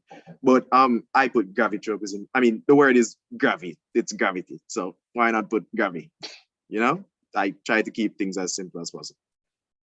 But yeah, perfect. You guys got the gravity, and I think that's very important that you guys got that. So yeah, I had this little image just in case you guys we're giving certain things that influence the growth of plants, and I heard mention of phototropism, so that's light, so growth in response to light. I heard mention of hydrotropism, which is kind of just gravitropism, if you guys think about it, because the water is underground and gravity is bringing stuff down, right? So hydrotropism and gravitropism, kind of the same thing. Growing towards water is growing in the direction of gravity, if you guys understand me. All right? You guys understand that, right? Yes, sir. You guys know about like the water table and stuff like that? You know, you dig deep enough, wells and stuff like that. You have to dig into the ground to get to water. So I mean, Sir, I don't know if about that. Wells? I don't know about that. Water table. About wells? Oh, water table? About the table. Yes. Oh, about underground water? All right, so let's do away with the word water table then. You know about wells, right? Yes, sir. Like a well, like somebody has, like you dig into the ground and you find water? Yes, sir. Yeah, so I mean, the fact that we're able to dig into the ground and find water. So if the plant is digging into the ground as well, which is what the root is doing, it's going down into the ground, it's going to eventually find water, right? Right? Yeah. If the plant is going into the ground, it's going to eventually find water further and further into the ground. Yeah, perfect. So, I mean, gravity is pulling it, is if it's following gravity, we know that gravity brings things towards the earth or towards the core of the earth, right? So if the plant is following gravity, going further and further down into the earth, then it should eventually find water. So if we say that the plant is growing towards water, the plant is also growing in the direction of gravity. Everybody understand that? Yeah. I'm just kind of trying to say that they're kind of the one in the same. Yeah, perfect. I just want to make sure you guys understand. If you don't understand, tell me, please, because yeah. Everybody understands. Excuse me, sir. Yeah? So what if the water is like to the side? To the side. Well, all right. So remember that plants don't just grow. You have one main root that's growing down, right? But you also have branching networks of roots. So you have roots going off to the side, but you have main roots that are growing downwards, and you have roots that branch off that, which are going to the side. But the main direction that the plant is going is down. But of course, you know, like fibrous root systems, taproot systems, plants typically grow. Well, if we're talking about a taproot system, you have one main root going down and you have branches off of those. You have branches off that main root. So the plant will be able to find water if it's off to the side or anything like that. But the main direction that we're going is down, right? You understand? So again, root, whoops, we're growing downward. So if the water was down here, if we're growing, we'd eventually find it. If the water was here, we're sending off branches to eventually find it, right? Water was here, we'll eventually find it because we're sending off branches anyway. But the main direction of growth with gravity is down, right? So we're gonna find the water, hydrotropism, but we're also growing in the direction of gravity, gravitropism. Yeah, I just kind of want you guys to understand that, right? So let's talk about gravity now. So gravity influences the root of the radicle, hypocotyl, and the shoot, the epicotyl. So that's just what they're derived from, right? So again, what are we looking at now? So the shoot displays what kind of gravitropism, guys?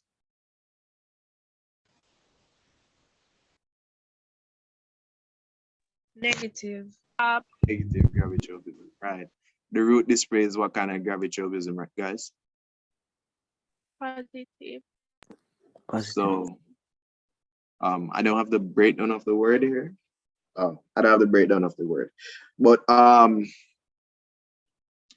negative just means away from. It grows away from the stimulus. Positive grows towards the stimulus. Gravi has to do with gravity, of course, and tropism just means growth. So all that means when I say negative tropism, it's growing away from gravity.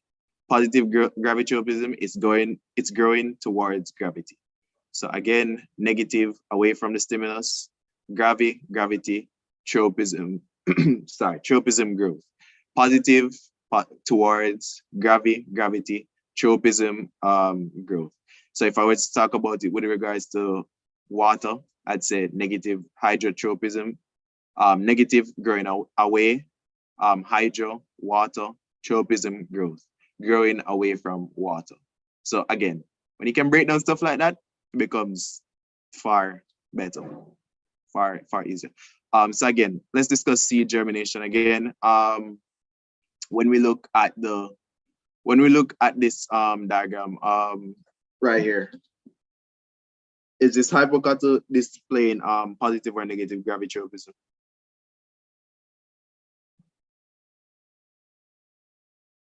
Gravity is bringing stuff this way, by the way. The hypocotyl. Negative.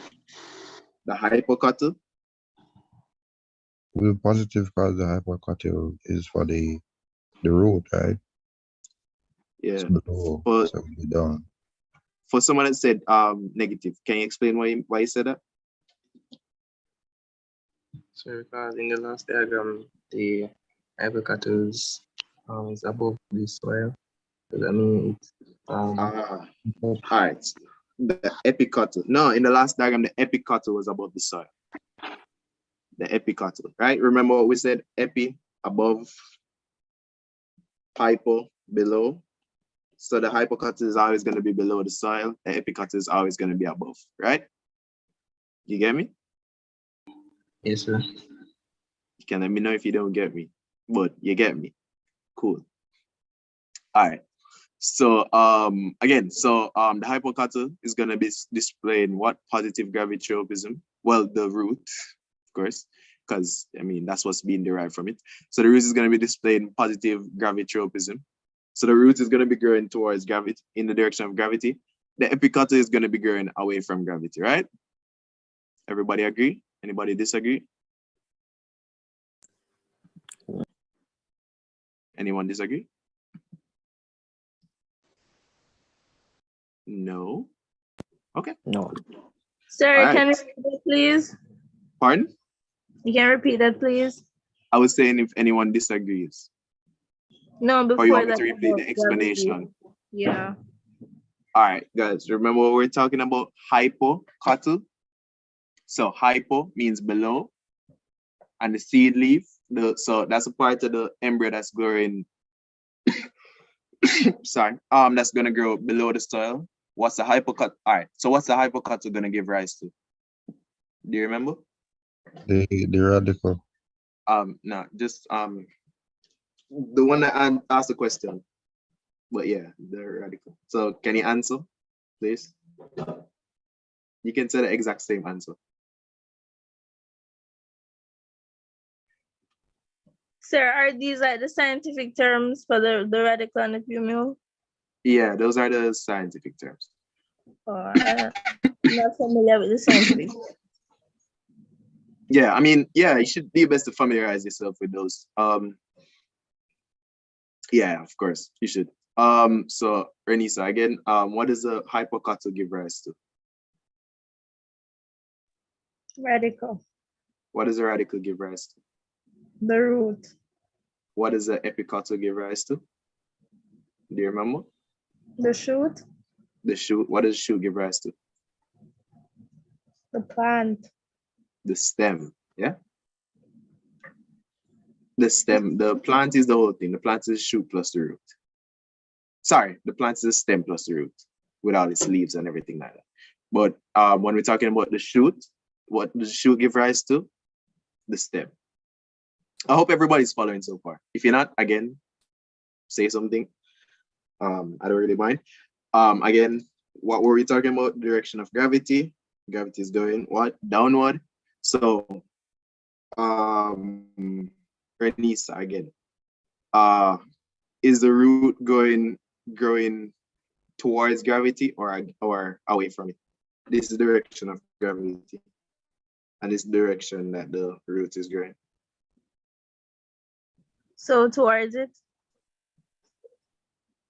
So it's going towards gravity. So is that positive or negative gravitropism? I'm not sure. I remember when we were kind of like going over it, I would say, all right, that's fine. So let's just break down the word again. So positive. So we're going towards the stimulus, right?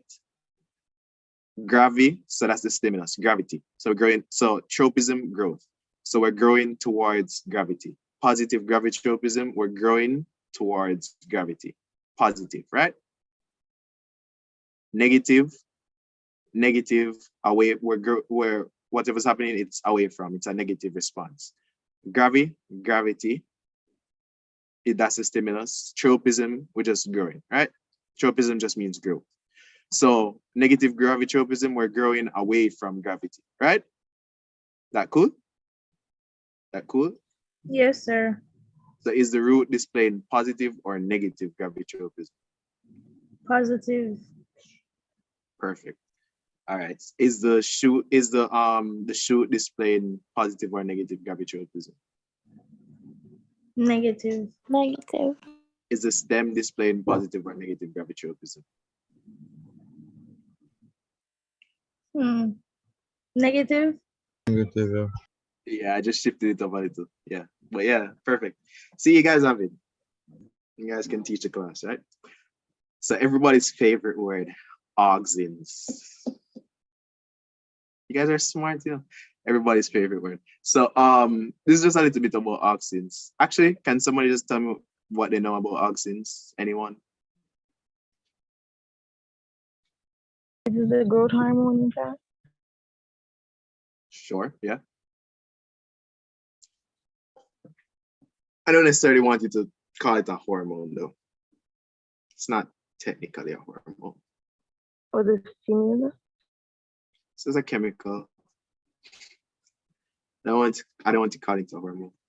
I don't think they'll give you a wrong if you call it a hormone, but I want you guys to be technically correct, you know, because why not?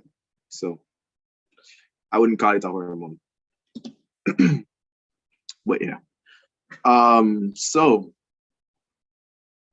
What else do you guys know about auxins? Tell me what happened. Tell me what you guys know about auxins. Oh, all right. So you're gonna learn a bit. So whoever's gonna tell us about it, we're all gonna learn from them, right?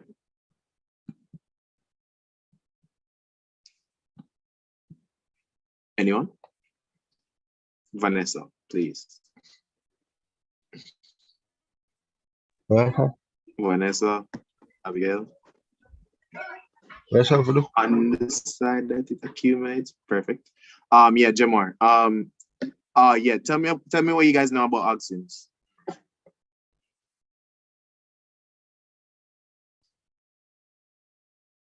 They hate light. They hate light. That's true. Perfect. Anything else? They allow shoots to grow, but they inhibit growth in roots. Perfect. Anything else?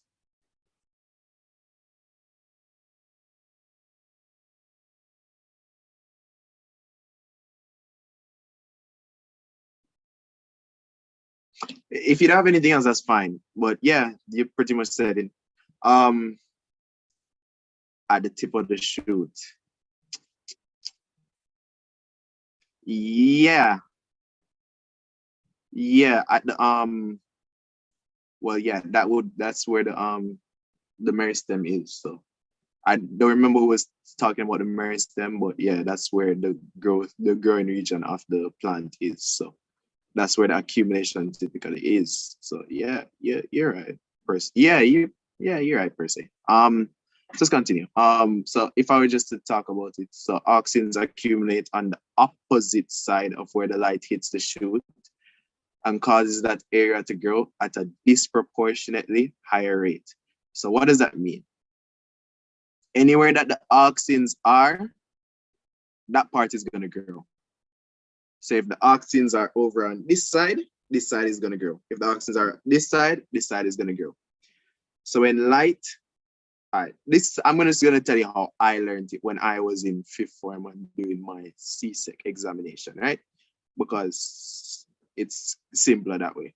So when the light hits the plant on this side, the auxins are gonna, well, you have a diagram here. The auxins move away from the light, right?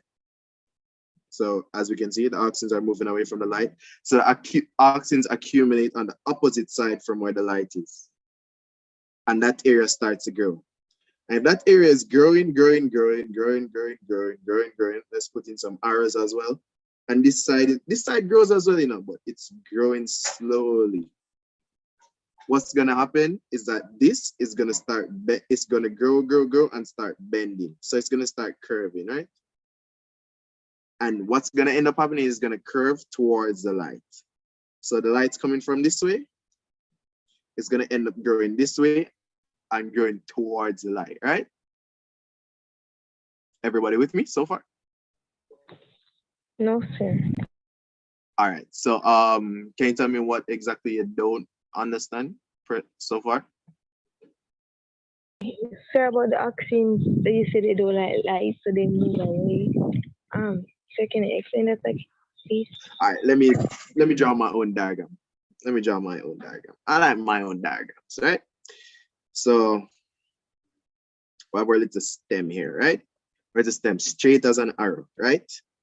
So if I have my lamp here, I have my lamp. This lamp is my light source, right? Lamps produce light. True or false? True. True. So if I have my lamp and I'm shining my light on this side of the stem, just this side of the stem is getting light. Just this side of the stem is getting light and not this side, right? Okay. I'm asking, true or false? True. True? You sure? Sir, the dots are getting me confused. Can you Pardon me? What do you say? Sir, the dots are confusing. So oh, let me just put numbers. All right, 1 and 2.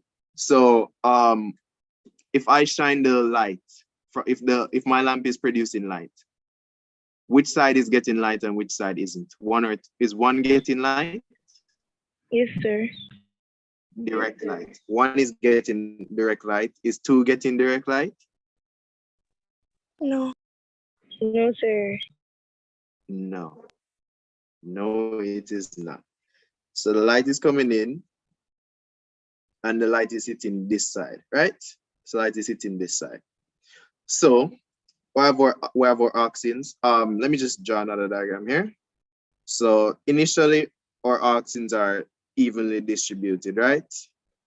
Evenly distributed. Our plant is growing just fine, straight up, nobody's business, because what did I say? Anywhere the auxins are, the plant's just gonna grow. The plant is just gonna grow. The plants typically, the auxins are distributed evenly. The plant is just gonna grow evenly, no curve, no bend, no nothing. Just gonna grow straight. But when I start exposing one side of the plant to light, this side, side 1, what's gonna happen is that the auxins that are over on this side are gonna move. All right, so let me draw in like a dot here. The auxins that are here are gonna start moving over to this side, to the opposite side. So they're gonna move from 1 to 2, and they're gonna start accumulating at 2. So we're gonna start drawing in a bunch of auxins here. Bunch of auxins. Auxin is just a growth factor. It's just a chemical, right? Chemical. Like bleach is a chemical. It's just a chemical. It just is what it is. So, but it's a chemical that causes the plant to grow, right? So our auxins are just gonna accumulate over on the side of 2. So what did we say that the auxins cause? Growth. Auxins cause growth. So anywhere that the auxins are, that side is gonna grow. Is there a lot of auxins over on 1? No, sir, because the light is there. You got it. So there's not a lot of auxins over on side 1. Are there a lot of auxins over on side 2? Yes, sir. Perfect. So which side is gonna grow faster? Side 1 or side 2? Side 2. Which side is gonna grow slower? Side 1 or side 2? Side 1. Which side is not gonna grow at all? No side. That's a trick question. Yeah, growth has to happen. But yeah, it was just a trick question, guys. Just keeping you guys awake, right?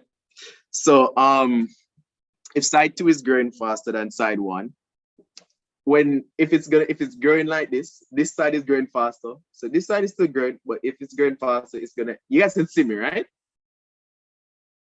Yes, sir. Yes, sir. So it's growing faster. So it's gonna end up growing like this. This side is the side that's growing faster. It's gonna end up growing like this, right? So the light's coming from this side. It's gonna end up growing like this, right? So everybody do this. Everybody just laugh. Because I can't be the only one doing it. I feel like I look silly. So yeah. So growing faster bends towards the light. Bending towards the source of the light. Light is coming this way. Auxins accumulate on this side. This side is growing faster. We're bending towards the light because we're growing faster on this side. This side can't keep up. So as much as it wants to grow, so as much as this is growing and it wants to grow with it, it can't. So what happens? It ends up bending over. Do you understand now? Does everybody understand? Sure? No, sir. You guys don't understand? What do you not understand so far? Sir, which side of the plant grows like when the light is pointed? Is it the part with the auxin or the part that doesn't have any? What do auxins cause? I'm confused, honestly, I'm confused. All right, let's start from the top, right? Or does someone want to explain? Because that's also a learning opportunity for you guys. So does anybody that understands or thinks they understand want to explain? Sir, can I try? Yeah, of course. Yeah, go ahead. So on a normal day, the plant is standing upright, let's say, and you put a light source there. The auxin would move away from 1 and it will go to 2 because it doesn't like light. Because of that, it accumulate over a side where no light no there, and then it going to start bend because it grow more over there. So Precisely. And when it bends, which side? What is it bending towards? the light. Perfect. Yeah, perfect. Yeah, you got it. Perfect. So who just asked me the question? Me. Shadika, you asked me the question? All right. So let's just go over it one more time, right? So all right. So as Renisa was saying, typical day, you have an even distribution of auxins, right? Auxins just mean auxin is just a growth factor. So auxin is just a chemical that makes plants grow. We're good so far? Yes, sir. Good so far. So auxins is just a chemical that makes plants grow. So it stands to reason that anywhere auxins are, that part is going to grow more. Make sense? Yes, sir. So what do we know about auxins? Auxins, if you shine a light, if you shine a light on a part of the plant, the auxins that are over there are going to move over to the other side. Because the auxins, as Renisa was saying, the auxins don't really like light. Right? We're good so far? Yes, sir. Shadrika, we're good so far? But yeah. Yes, sir. All right. So so if they don't like light and they're moving away from the side with the light, then we're gonna have more auxins on the dark side, the side without the light. True or false? Repeat, sir. If we know that the auxins don't really like light, right? And we're shining a light on one part of the plant, the auxins are gonna move away from that side of the plant that the light is being shown on. True or false? True. True. And so that means that on the dark side of the plant, you're gonna have more auxins over there. True or false? True. True? So, True. all right. So we know that we know that auxins causes the plant to grow, right? Yes, sir. So if I have more auxins on one side of the plant, then that side is gonna grow more. True or false? True. So if one side of the plant is growing more, then that means that you'll get a bend towards the light. Because let me do my little demonstration again. Both sides are growing evenly. It's just gonna go straight up. But if one side is growing more, so this side is growing more than this side, then if this side is growing more, what's gonna happen? It's gonna grow, but it's gonna start bending, right? I can see where you're pointing. Pardon? I can see like where you're pointing, like this side, like I can see. You can see my hands, right? Your hands, sir. You can see my hands? Yeah, look at me. Don't look at me, look at me. Look at me. Oh, yes, sir. Yeah. So everybody do this, please. Everybody do this. Everybody do this, because I really want you guys to understand. So everybody do this. So, right? So if we have light coming in from this way, right? So we have more auxins on this side, right? Because it's gonna go on the side that the light isn't. So we know that more auxins will be over on this side. We just imagine that we're a stem, right? We just imagine that we're a stem. Cool as that. Cool as the day, right? So if more auxins are over this side, then this side is gonna grow more. So we're growing, and we're growing more than this side. This side is still growing, but this side is growing more. So if this side is growing more, what's gonna end up happening? It's gonna end up bending over, and the whole plant is gonna end up bending. And what do we notice? That it's bending towards the light. So the light is coming this way, and we're bending and we're going towards the light. Right? Everybody good right now? Everybody with me? Thank you, Everybody sir. good? Yes, sir. Yeah, you're very welcome. I'm just here for you guys to understand, right? So what I'm would really happen just here for you.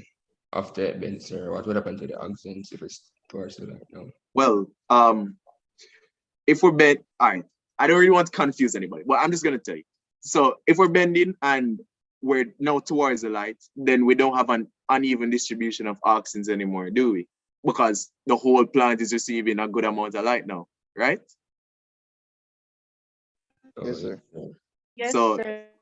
that means the auxins are now again evenly distributed. So now we can just grow straight. So all the auxins are allowed for is for us to grow towards the light. So if the first part confused you, just ignore the second part that I just said. But yeah, perfect. I just wanted you guys to understand that auxins, when you shine the light on one side, goes over to the other side, and that side is just gonna grow fast. Cool? Cool. So let's discuss this image at the top. So I'm happy you guys understand what happens in the shoot now. So now when I talk about this, so we're shining light, the light source, our lamp is over here.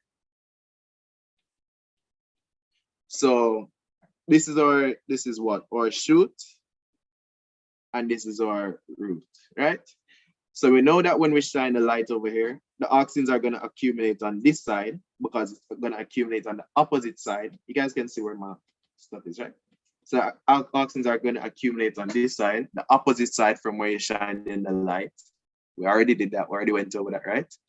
And as such, the shoot is gonna end up growing this way because we're gonna grow towards light. But in the root, you have the opposite effect. Auxins in the root slow down growth. So if it's slowing down growth, then the opposite is gonna happen. We're gonna end up with growth going away from the light. So again, you can use your hands. So again, light going to this side, auxins moving over to this side, but this time we're a root. I'm a root. Hi, I'm a root, right? Auxins accumulating over this side, but I'm a root, right? So auxins actually stop me from growing because I'm a root. So if the auxins are accumulating over this side is gonna grow slow. So although the light is coming in from this side is gonna grow faster, and we're gonna grow that way. So we're gonna grow away from the light, right? And we know that roots grow away from the light anyway. So this is just an explanation of how that happens, right? So everybody with me so far? Yes, sir. Perfect. All right, let's move on.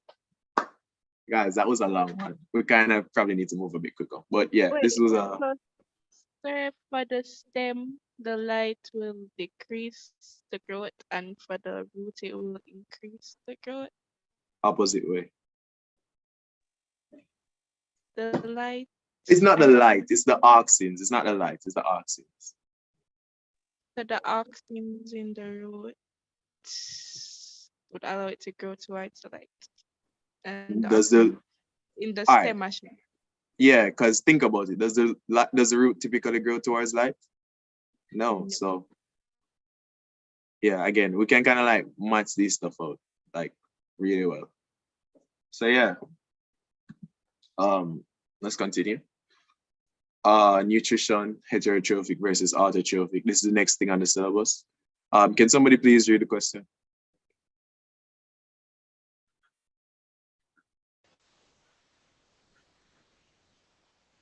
So can you repeat? Can someone please read the question? Decomposers are important to food webs because they recycle nutrients.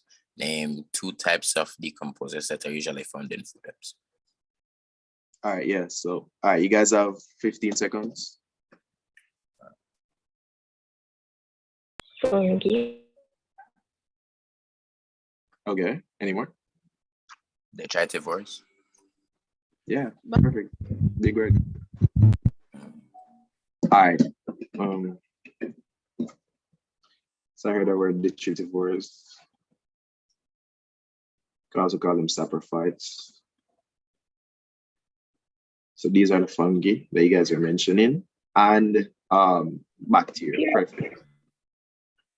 So I would say, because I don't know, I don't really do the big words so much, I'd just say fungi and bacteria if it was me. But yeah, perfect. Describe the role decomposers play in the recycling process. 15 seconds. To break down the dead organism to be reused by the plant. Okay, I guess you didn't need the time, but yeah. So what would you call that? It's basically a cycle in a way. Yeah, recycling of nutrients.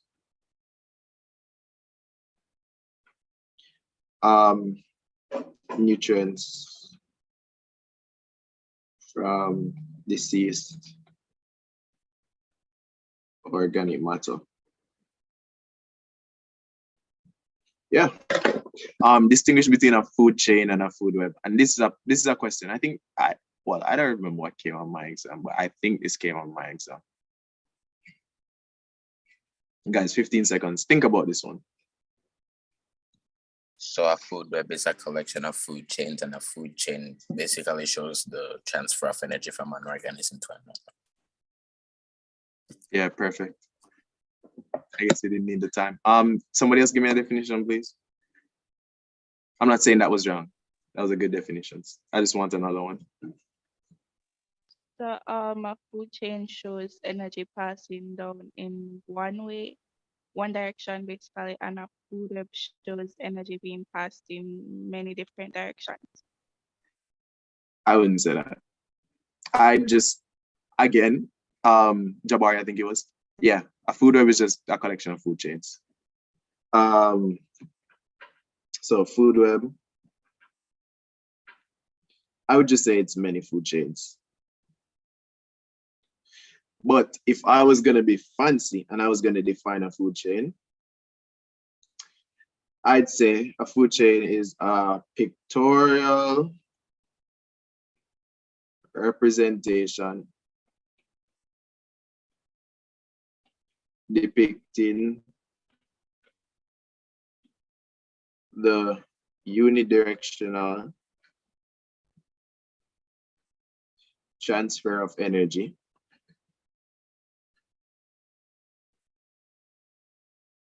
between organisms in an ecosystem or something like that. And you can get your full marks if you put that. You can use that as a definition for a food chain, by the way. That's a pretty good definition. So pictorial representation uses pictures. Depicting the unidirectional flow of energy is in one direction between organisms, explains itself, between animals, plants, stuff like that, in an ecosystem. So they're all in the same place. Simple as that. So next thing. So this one might take a bit more time. And you're gonna need to help me. So I'm gonna actually do it because for the sake of time, I'm gonna do it, but you guys need to help me because I can't do this by myself. Trophic levels. So take 10 seconds. Take 10 seconds. You see it says do not spend more than 30 minutes. No, I'm giving you guys 10 seconds.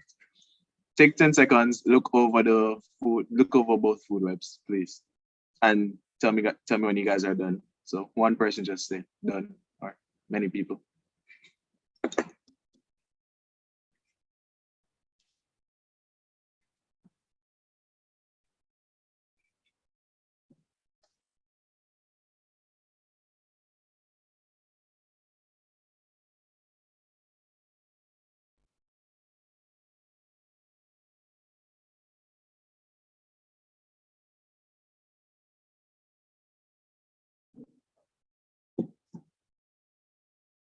Done? No?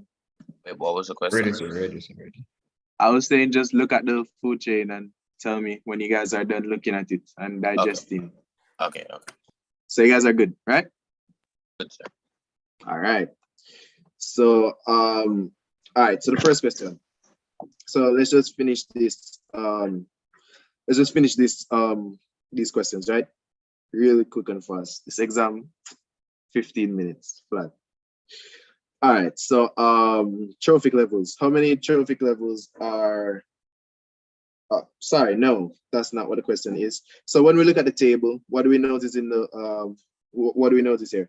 What do we see? Primary consumer, we see tertiary consumer.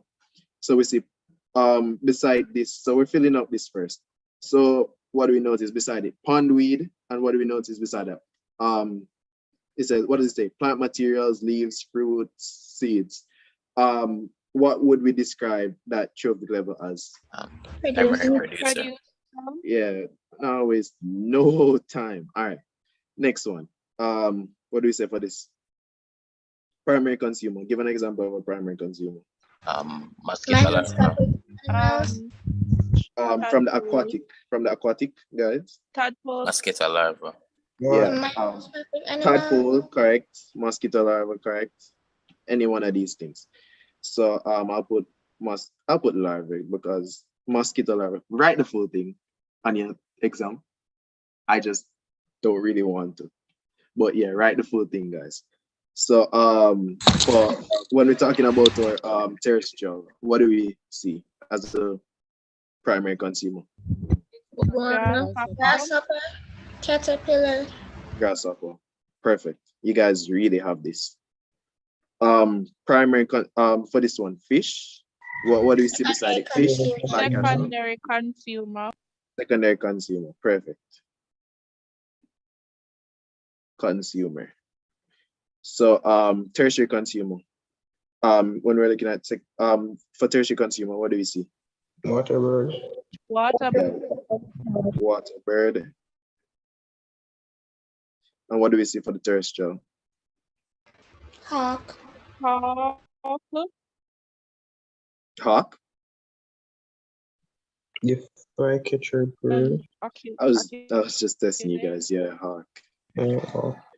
Yeah. Hawk, or what's this? Ocelot. Flycatcher bird, wouldn't that be secondary? All right, so identify two similarities between the aquatic and the terrestrial food webs. Come on, guys, just give me an answer. What are the similarities? Both of a producer. They have Both start with a producer. of trophic levels. Start with a producer. They both have what? Equal amount of trophic levels. Yeah. Both have how many? 4. 4?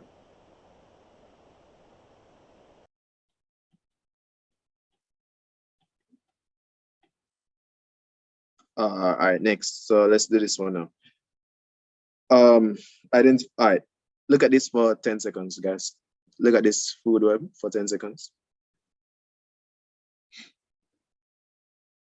Just or whenever you guys are ready to move on, because I don't know how long we have, but I know you guys are probably tired. So you guys ready? Yes, sir. Yes, sir. All right, cool. So identify from the food web a food chain with 4 trophic levels, and tell me which one we're doing. So, sir, plant So material, plant fruit material. seed, caterpillar, fly catcher bird. All right, so let's draw our food chain. So honestly, it said draw. So I would just draw it. If it was me, I would just draw it because I don't know. I don't know what they necessarily mean by I don't know if they mean by I don't know if by draw they mean write out or whatever, but I would just draw it. It's not gonna kill you to draw it. So I'd start with plant material. So these are my plants, feel me? Just my little leaves and stuff like that. Plant material. Next thing that we're doing is what? What should I be drawing next? Caterpillar. So I just draw my little caterpillar here. So a caterpillar looks right. Again, your drawings do not have to be the fanciest thing in the world. Remember that you can't, it's not an art exam. You can't be spending how many hours drawing. All right, flycatcher bird. Oh, I said it. All right, so I just draw my bird.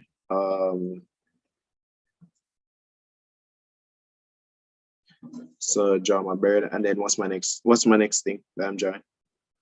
The hawk. The hawk.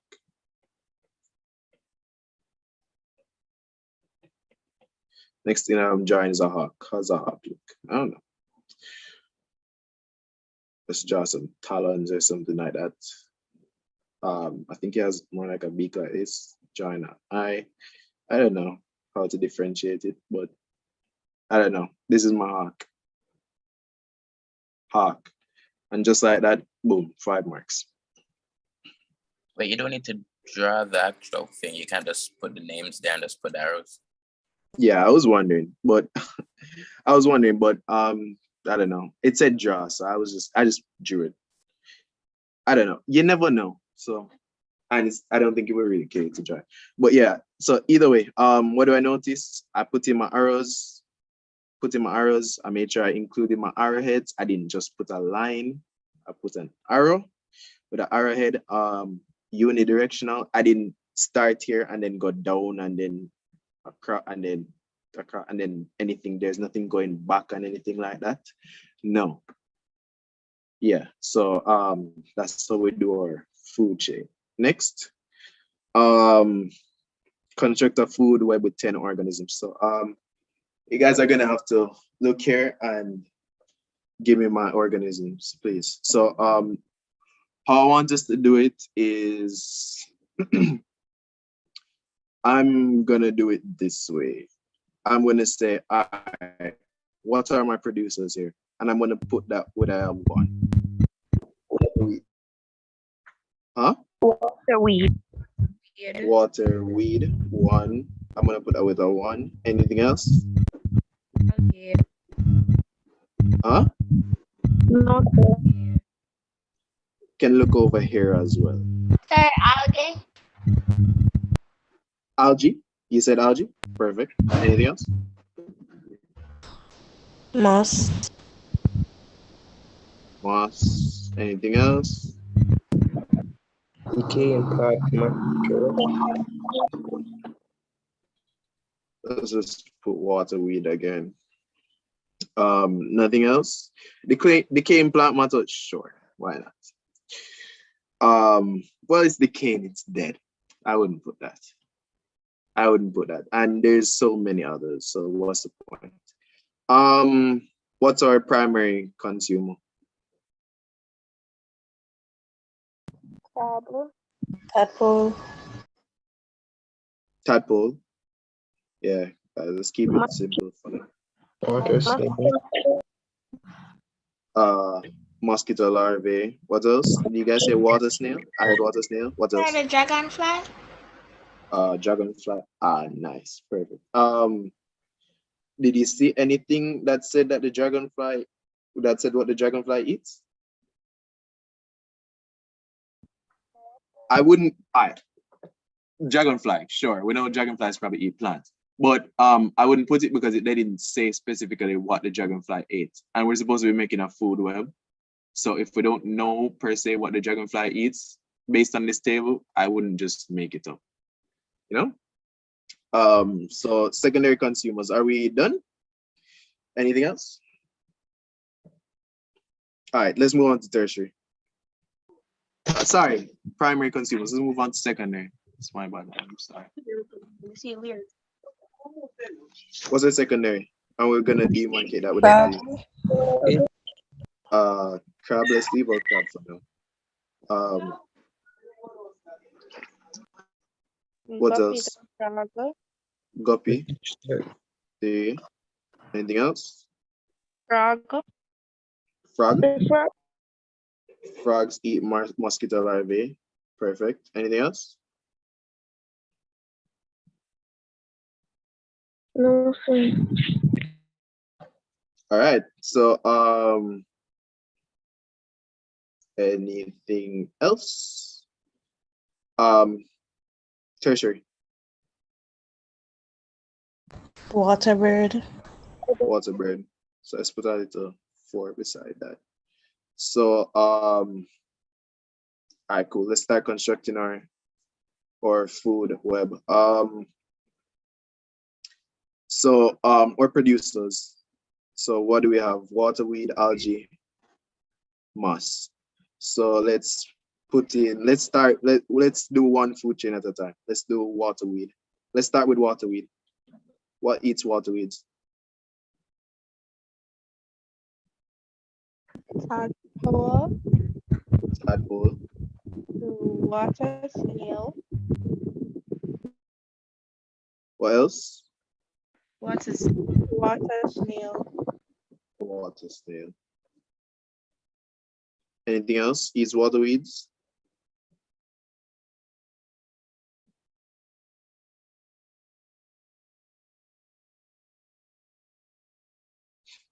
Anything else eats waterweeds? No. All right. What eats tadpoles?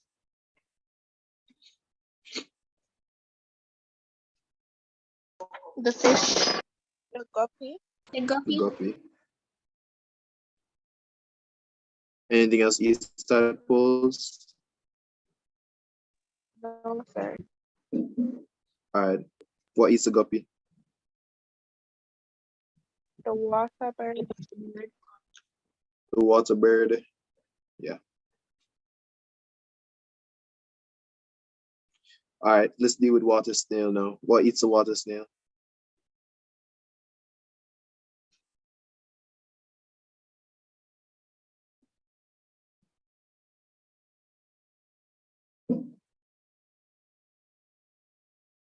Does anything eat the water snail? No, sir. All right, so let's move on. How many organisms do we have so far? 1, 2, 3, 4, 5. So we need 5 more. All right, so let's start with another producer. Give me another producer, guys, please. The moss. Moss. So, what eats the moss? The mosquito. The larvae. Mosquito larvae. What eats the mosquito larvae? Anything else eats the moss, by the way? No, sir. Okay, cool. What eats the mosquito larvae? The frog. Frog. And Frog. the guppy. The guppy also eats it? Yes, sir. You know, I could do this. Guppy also eats it. How many organisms do we have here right now, guys? That's it.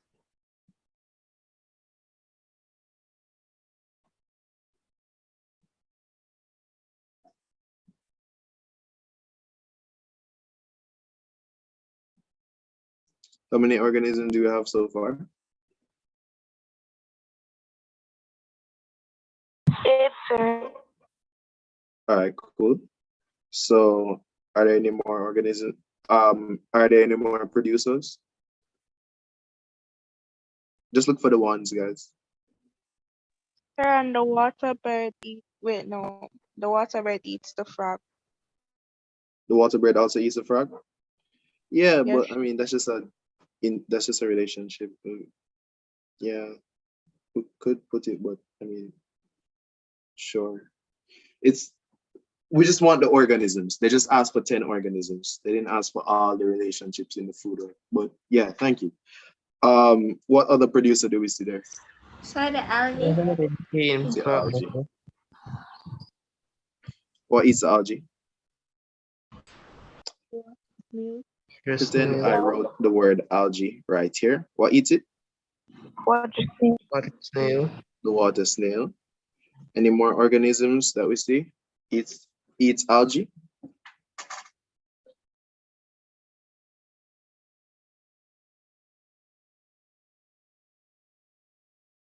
You guys can see now, Yeah, you guys can see now. All right, so let's deal with the cane plant matter now.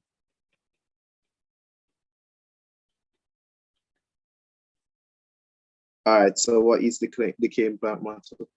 So the crab. Crab. And the mosquito larvae. So would we not pass 10 now? Yeah, 10, I don't think it matters if you're over 10. I don't think it would matter or it should matter if you're over 10, but it's probably just don't have less than 10. Yeah.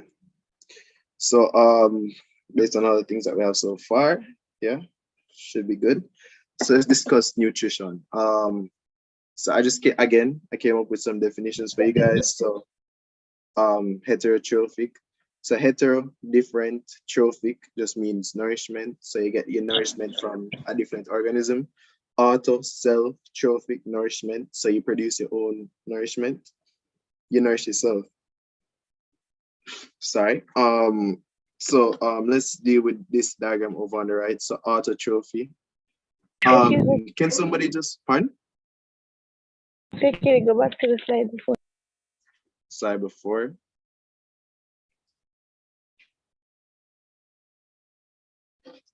Thank you, sir. Oh yeah, definitely. All right. So can somebody just read the definitions that we have over here for autotrophy, heterotrophy, etc.? Sir, can you zoom in a bit? Oh yeah, all right. Sorry about that. Autotrophy, self-feeding, organisms which synthesize organic molecules from inorganic sources. All right, heterotrophy. Okay, heterotrophy, other source feeding, organisms which obtain organic molecules from other organisms. Photoautotroph, photosynthesis, makes organic compounds using energy derived from the sun, solar energy. Chemoautotroph, chemosynthesis, makes organic compounds using energy derived from the oxidation of chemicals. Consumers, ingests organic matter which is living or recently killed. Example, herbivores, carnivores, scavengers. Detritivores, ingests non-living organic matter. Example, earthworms, woodlice.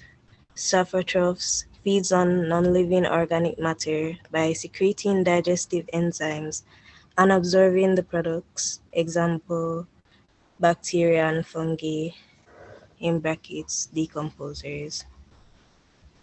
All right, perfect. All right, guys. So these are just some of the definitions that you need to know. I don't think you need to know about chemoautotrophs or photoautotrophs specifically, but yeah, those are some of the definitions that you need to know. Autotrophy, again, self-feeding.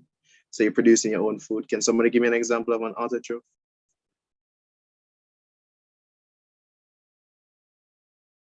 Plants. Plants. Can you give me a specific example of a plant that's an autotroph? Mango tree. Mango tree. Heterotrophy. Can you give me an example of an organism that's an heterotroph? Humans. Humans. A consumer. Can you give me an example of an organism that's a consumer? Humans again. Give me a different example, please. Herbivores. Herbivores. Give me an example of a herbivore. A deer, I think. Vegetarian. Deer. I mean, do we have deer in Jamaica? I never say a cow. But yeah, deer, sure. Grasshopper, sure. Vegetivore. Ingest non-living organic matter. Can you give me an example, please? Woodlice. Or? Earthworm.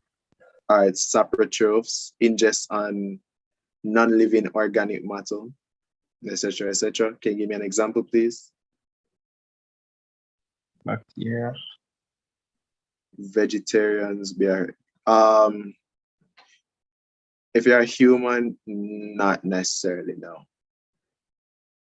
Humans are, what are humans? You have carnivores, omnivores. You have carnivores, herbivores. What are humans? Omnivores. Omnivores. So you're a vegetarian by choice. You can eat a plant, you can eat an animal. You're a vegetarian by choice. You're not a herbivore. Herbivores have to eat plants. Yeah? Makes sense? Makes sense so far? Yes. All right. So again, if I was to just break down the word saprotrophs, that sounds like a weird word, right? But sapro just means decay. So they eat decayed organic matter, decayed plant life, decayed animal life. Kind of keeping it simple, yeah. So let's do some examples. So the first picture, what is that an example of? Herbivore. Herbivore. Heterotroph. Heterotroph, Oh, second example. heterotroph. Yeah, no, you're good. Give me the herbivore and those stuff as well. Second example, that guy with the knife and fork. What is he? Omnivore. He's an omnivore and he's a Carnivore. heterotroph. Oh, heterotroph. That example on the bottom left, what's that? Saprotroph. Heterotroph. Saprotroph. It's a heterotroph, yeah. But it's a saprotroph. Or a saprophyte. Example on the bottom right. Autotroph. What type of autotroph? Photoautotroph. Photoautotroph. What is it? Producer. It's an Aki. Produce. Yeah. Pardon me? A producer. What is it? I meant like what kind of tree is it? Oh. Yeah. What kind of tree is it? Aki. Yeah, it's an Aki tree. So food web. Again, I'm just giving back the same definition I gave before for food chain. A pictorial depiction of the flow of energy unidirectionally within an ecosystem. That unidirectionally is very important. It does not flow backward. So food web, pictorial representation of the feeding relationships within an ecosystem consisting of food chains, right? Trophic levels, position an organism occupies in a food web or a food chain. Of course, it's also a food chain. Well, yes, it's also a food chain. And I just want you guys to note 10%, all right, 10% of the energy is transferred between the trophic levels, right? So say that grasshopper was to eat the grass, it would only get 10% of the grass's energy. So that frog was to eat the grasshopper, 10%. So that owl was to eat that frog, you get 10% of that frog's energy, right? You guys just understand what I'm saying, right? You guys understand my words, right? Yes. All right. So again, this grasshopper is eating the grass, right? Yes, True or sir. false? So 10% of the energy that's contained in in the grass is being transferred to the grasshopper. This frog is eating this grasshopper. 10% of the energy that's contained in this grasshopper is being transferred to this frog. This owl is eating this frog. 10% of the energy that's contained in this frog is being transferred to this owl. That's all I mean by that. So that's the difference between the trophic levels now. So let's discuss that. As we go higher, the number of the organisms decreases. So I have an example here. So what does it say here?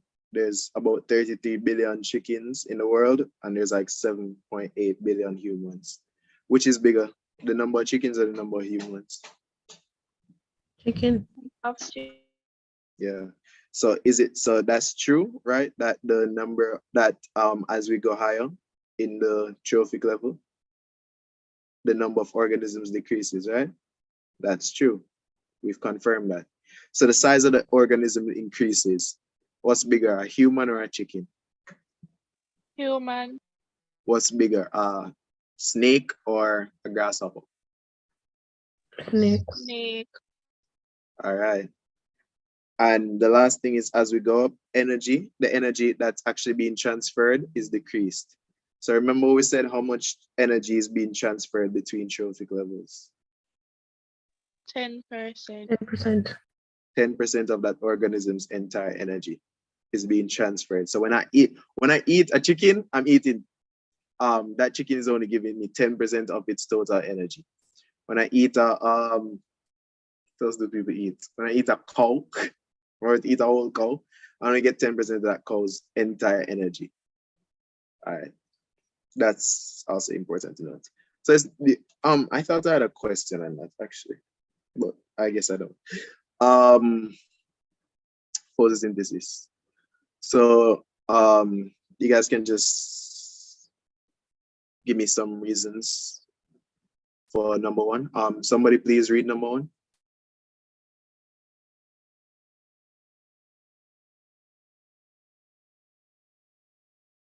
Describe the ways in which a leaf is adapted for the process of photosynthesis. All right, so you guys can just give me some answers. It's broad. Broad. It can be external as well as internal. A leaf? As in for the adaptations, can you say internal adaptations as well? No, just a general leaf, a general broad spectrum leaf. When you look at a leaf that's able to photosynthesize, what do you see? It's flat. It's flat. 90 degrees to sunlight. 90 degrees. Anything else? Excuse me. Anything else? It's they are spaced around the stem, spaced out. Spaced out, yeah, that's good organization. Most of the chlorophyll is at the top of the leaf, so like sunlight hits the chlorophyll and allows the plant to photosynthesize. Chlorophyll distribution. Sir, can I also say that the leaf is porous, which allows for water consumption?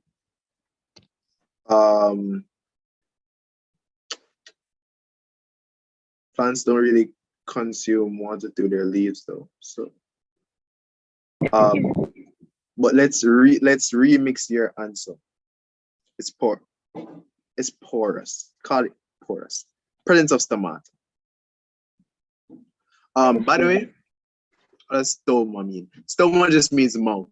So it just looks like a mouth. It's just a hole on the bottom of the leaf and it looks like a mouth. So that's why they call it a stomata. Presence of stomata. Sir. So question. Yeah. Sir, so when you're answering this, would you I'm gonna explain all of these stuff, but yeah, I'm just putting all of my points out. I'm just listing all my points and then I'm gonna explain it because it said describe the ways in which a leaf is adapted for the process of photosynthesis. So I can't just put anything on it, just done, you know? Excuse me. I was actually going to ask, like, would you talk about the external adaptations or the internal? Like, if Mr. Phil tells them, are you the top more about how we angle the say Yeah, broad. I just talk about external adaptations personally, like things that you can actually see, just Oh. generally. I mean, you can't see. Yeah. There lost connection a while ago. What we were talking about before photosynthesis. Pardon? I'm saying I lost connection a while ago. What were you talking about before photosynthesis? Oh, we're just talking. Oh, this. Also, I got went up at the food web part. So. You came off at which part? The food web part. Oh. Wait. You can watch the recording, you know. So as soon as this is done, you'll have access to the recording. So you don't have to worry about that. Okay. But yeah. So let's go back to the photosynthesis. So describe the way. So we're describing it. So it's broad. Why do we care that it's broad? We care it's broad because we have increased surface area for light absorption. This is an A for light absorption. The leaf is flat. It's even for sunlight capture. The surface is even. So everything that we do, we have to relate it to things that are involved with photosynthesis. The angle of the leaf is 90 degrees. This is for optimal capture of sunlight. Organization of the leaves. For organization, the leaves are spaced for maximum efficiency of sunlight capture. I don't have much space, right? Sorry. Chlorophyll distribution. The fact that the leaf has chlorophyll as well is an adaptation for photosynthesis. But chlorophyll distribution at the top. It's concentrated on the surface that's exposed to sunlight.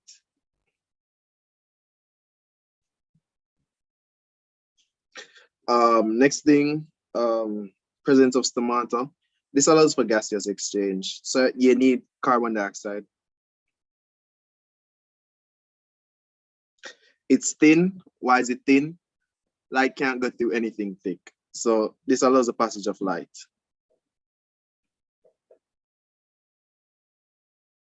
Right? So everybody good? So although we're able to just mention the stuff, we don't just mention them. We relate it to how it helps with photosynthesis, right? Everybody good so far?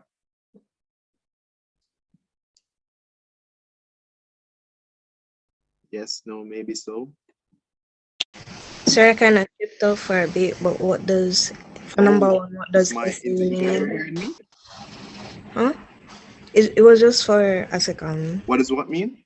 SE in for broad. What does what mean? I The say SE. surface area, surface area. Oh, okay, thank you. So increase surface area for light absorption. So that's why it's broad. So we're just what we did first, we just put our characteristics and then we explain how those characteristics allow for the leaf to be adapted for the photosynthesis. For the investigation for chlorophyll being necessary. Do you guys, I just want the name of the experiment. Do you guys know the name of the experiment?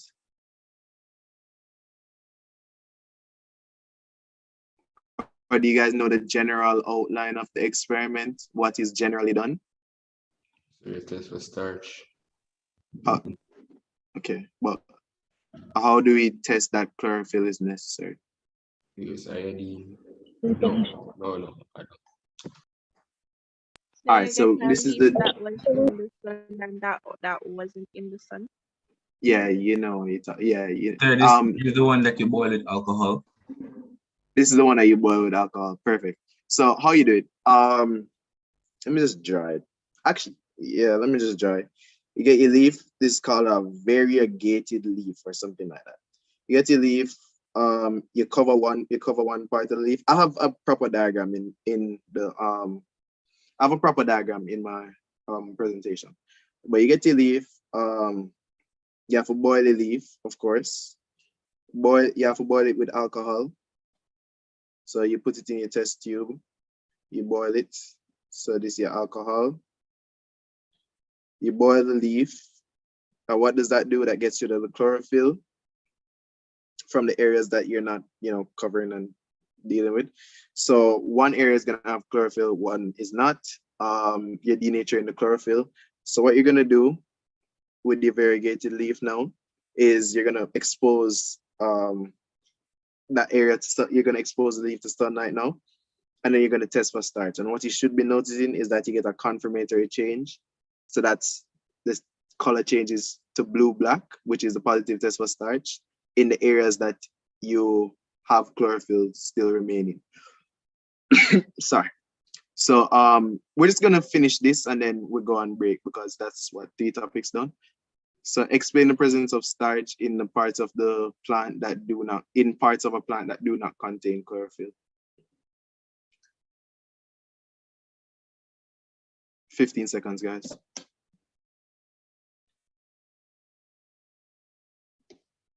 Starch will not be present. No, starch is present. There, you could have starch present. Why? Wait, sorry, repeat. You could have starch present in a part of the plant that does not contain chlorophyll. Why?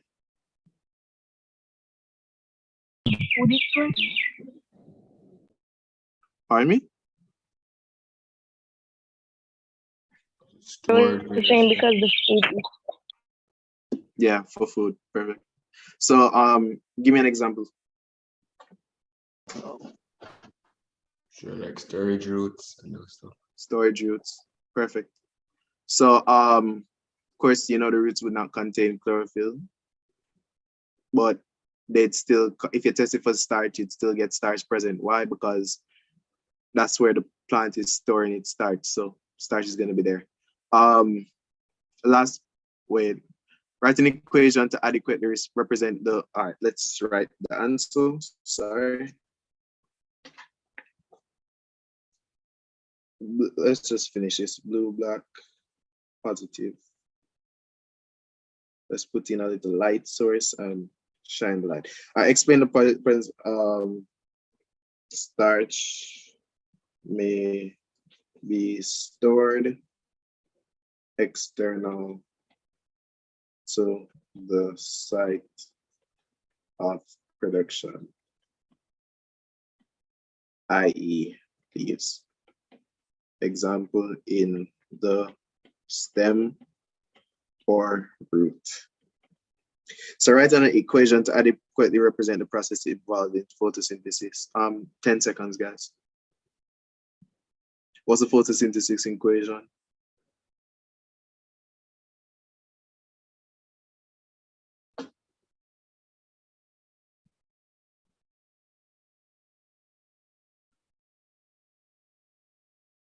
Does anybody know? You guys have any answers? 6 molecules of carbon dioxide. Type it in the chat. Okay.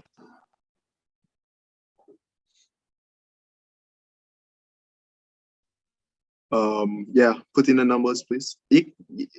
Yeah, send that generally. That's correct. Just put in the numbers. But no, that's kind of off. But yeah, that's kind of a bit off. But put in the numbers. And once you put in the numbers, then you realize why it's kind of off. You guys the chemistry, right? Everyone, you guys the chemistry? Yes, sir. Yeah, so can you guys give me the chemical equation, please? H2O plus. All right, for the sake of time, let's just fill them in. We know we need carbon dioxide. We know we need water, right? We know we need sunlight, and we know we need adequate temperature. So we're saying when we combine carbon dioxide and water in the presence of adequate temperature, what do we get? Yeah, correct. C6H12O6. C6H12O6 plus O2. So if we were to balance this now, we have 6 carbons over this side, so we have to have 6 carbons over this side. We have 12 over this side, so we have 12 hydrogens over this side, so we have to have 6 times 2 is 12 hydrogens. So let's count up our oxygens that are remaining now. We'll have 6 times 2, which is what, 12 plus 6 plus 6, that's 18. So what we need, plus we have 6 oxygens here, so we just need 6 O2 here. So it's 6 CO2 plus 6 H2O in the presence of temperature and sunlight to give you C6H12O6. What's C6H12O6, guys? It's not C6H12O. That's the, yes, perfect. That's a chemical formula for glucose. That's a very important chemical formula to know. C6H12O6, and it's not very hard to remember. 6-12-6. C6H12O6. 6-12-6. C6H12O6. So carbon dioxide plus water, 6 CO2. Everything has a 6 in front of it, by the way, guys. So as I said, find a little way to remember it. The carbon dioxide has a 6 in front of it. The water has a 6 in front of it. The only thing that doesn't have a 6 in front of it is the glucose, but it has C6H12O6, 6 and 6. 6 plus 6 equals 12. There's a 12 in the middle. Plus 6O2. So yeah, just find little ways to remember the stuff, guys. So let's move on. Identify 2 characteristics of the leaf that make it an effective photosynthetic organ, and state how each characteristic mentioned facilitates photosynthesis. That's pretty much a repeat of the previous question. So if you want to give me the same answers as before.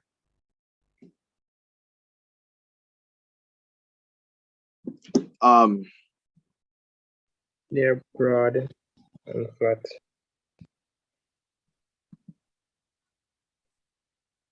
Yeah, but how does it make it an effective photosynthetic organ? So it can absorb maximum amount of sunlight and carbon dioxide. Yeah, perfect. Perfect. All right. It contains chlorophyll. Broad and flat for maximum sunlight absorption. And then the next thing contains chlorophyll. So by containing chlorophyll, it traps the sunlight energy needed to split the hydrogen and oxygen molecules from water. Yeah, that's correct. You guys need to know about the photolysis of water for CSEC? No, not really. The what of water? All right, forget it. It's fine. Chlorophyll allows for the absorption. I was wondering if you guys had to kind of go in detail with it, but no. So keep it general for the absorption of light energy. Perfect. Next, how is it possible for a plant to survive after losing all its leaves? The stored Energy. it has food up. It would have been able to eat the food that was stored. Pardon me? Yeah, it stores. Yeah, sure, it stores, but that stored anything it stores is gonna run out. So come on, guys, kind of think about it.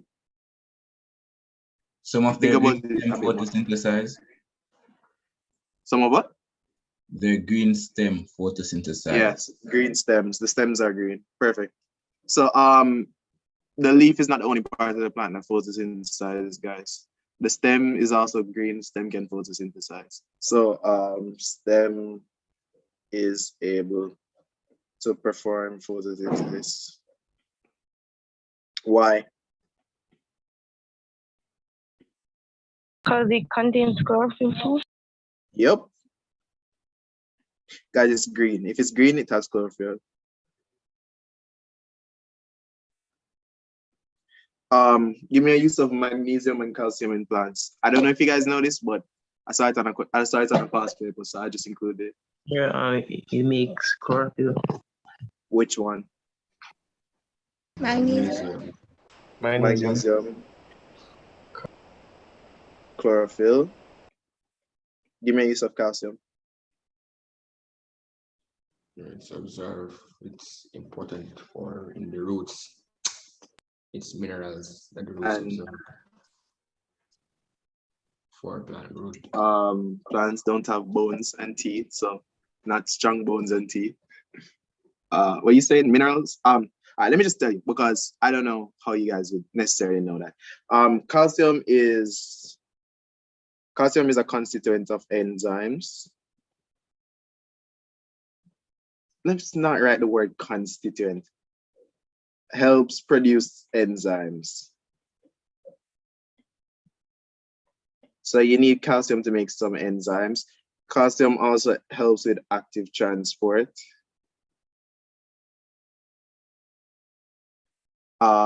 Stuff like that. Yeah, so it helps for it. Calcium can also be let's not put that. But yeah, maybe just put those things. It helps with active transport. You don't need to know the details on that. And it can help produce some enzymes. But yeah, I saw that question, so I just put it. And magnesium, constituent of chlorophyll. I don't know any other use of magnesium. None. So yes, I do. But that's not important. Photosynthesis. So let's discuss photosynthesis. So again, we see here six CO2 plus 6H2O, C6H12O6 plus 6O2. So photosynthesis is the process by which plants use sunlight, light, water, here's the water, and carbon dioxide, here's the carbon dioxide, to create oxygen and energy in the form of sugar, and that sugar is glucose. So we're just keeping it simple. So chlorophyll, natural compound present in green plants that gives them their color, helps plants to absorb energy from the sun as they undergo the process of photosynthesis. So what inorganic ion do you notice in the structure? This is chlorophyll. This is the chemical structure of chlorophyll, by the way. So what inorganic ion do you guys notice in there? You guys say the chemistry, so which inorganic ion do you notice in there?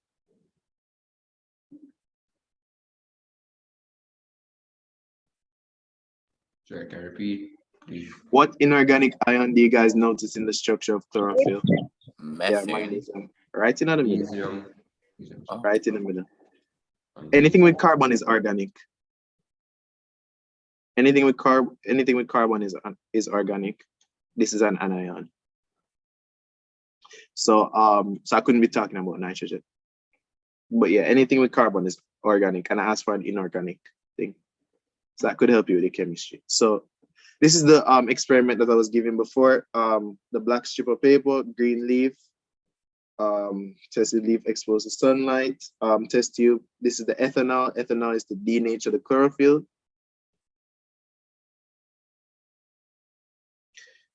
Starch to the iodine solution. This is after you expose it to the light, of course. This starch to the iodine solution. So when you finish the first slide, please. The slide, the one with the question.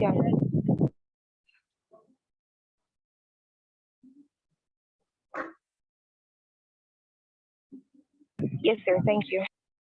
Yeah, definitely. So yeah, again, iodine solution, and the confirmatory test is, what color is it going to change to if starch is present? Bluish blacks. Blue black. Blue black. All right, good. Guys, know your colors. So I don't know them, so you guys have to tell me. So if protein is present, what's the color? Purple. It's purple? Avoid. Yes. Cool. As I say, I don't know. What's the one that's reddish brown? That's reducing sugar. Reduced in sugar, yeah, that sounds right. What's starch? Black. Cool. as I said, I don't really have to know this stuff, guys, but so I'm not so up with those stuff. But yeah, keep note of those. You guys need to just study them. Cool. Next thing, factors affecting the rate of photosynthesis. So of course, temperature, CO2 concentration, light, and water. And this is just an experiment set up to investigate those things. Source of light, the lamp, thermometer to detect the temperature. What do the oxygen bubbles indicate, by the way? Can anybody tell me? Question, sir.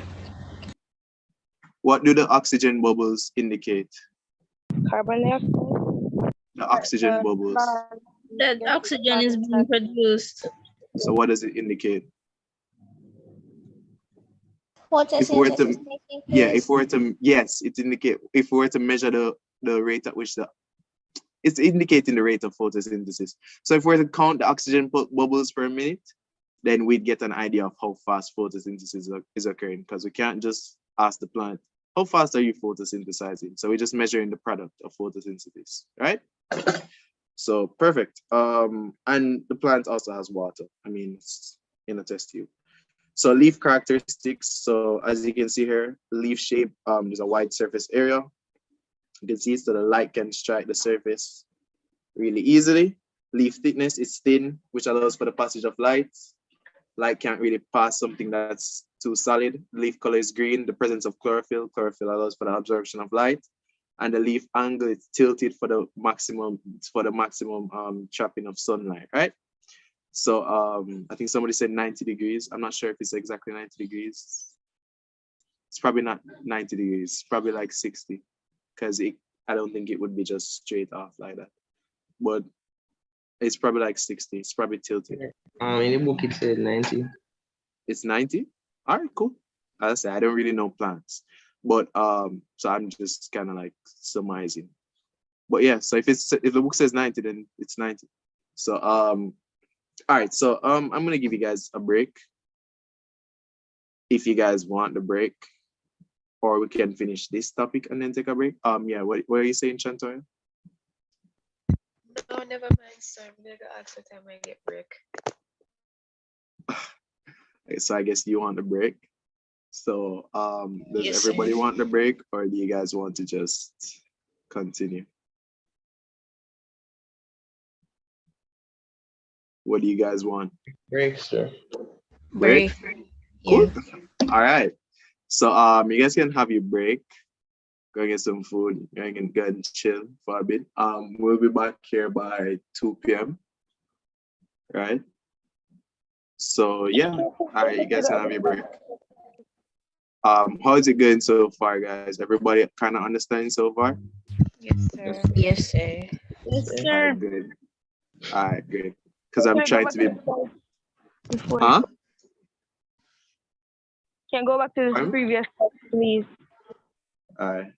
As I said, I'm trying to be better than the average teacher. Excuse me, sir. So you send the Yeah. PowerPoint to us, right, sir?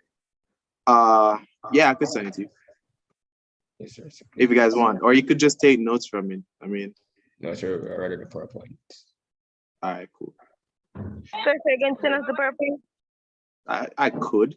I don't know. Don't count on it, because I want you guys to take notes and pay attention. So Yes, sir. We're doing that, sir. But we still on the PowerPoint. yeah, I could. We'll see about it. We'll see. All right. So by the way, my answers are not in the PowerPoint. So as I said, I'm coming up with the answers as is. So when you get if I give you the PowerPoint, you guys can just come up with the answers yourself. Cool. So you can use it to test yourself. Yeah, but you guys can go on your break now. I won't take up any more of your time. You can go back to previous slide.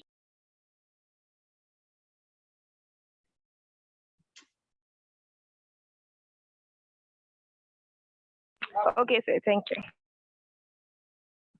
Yeah, you're welcome.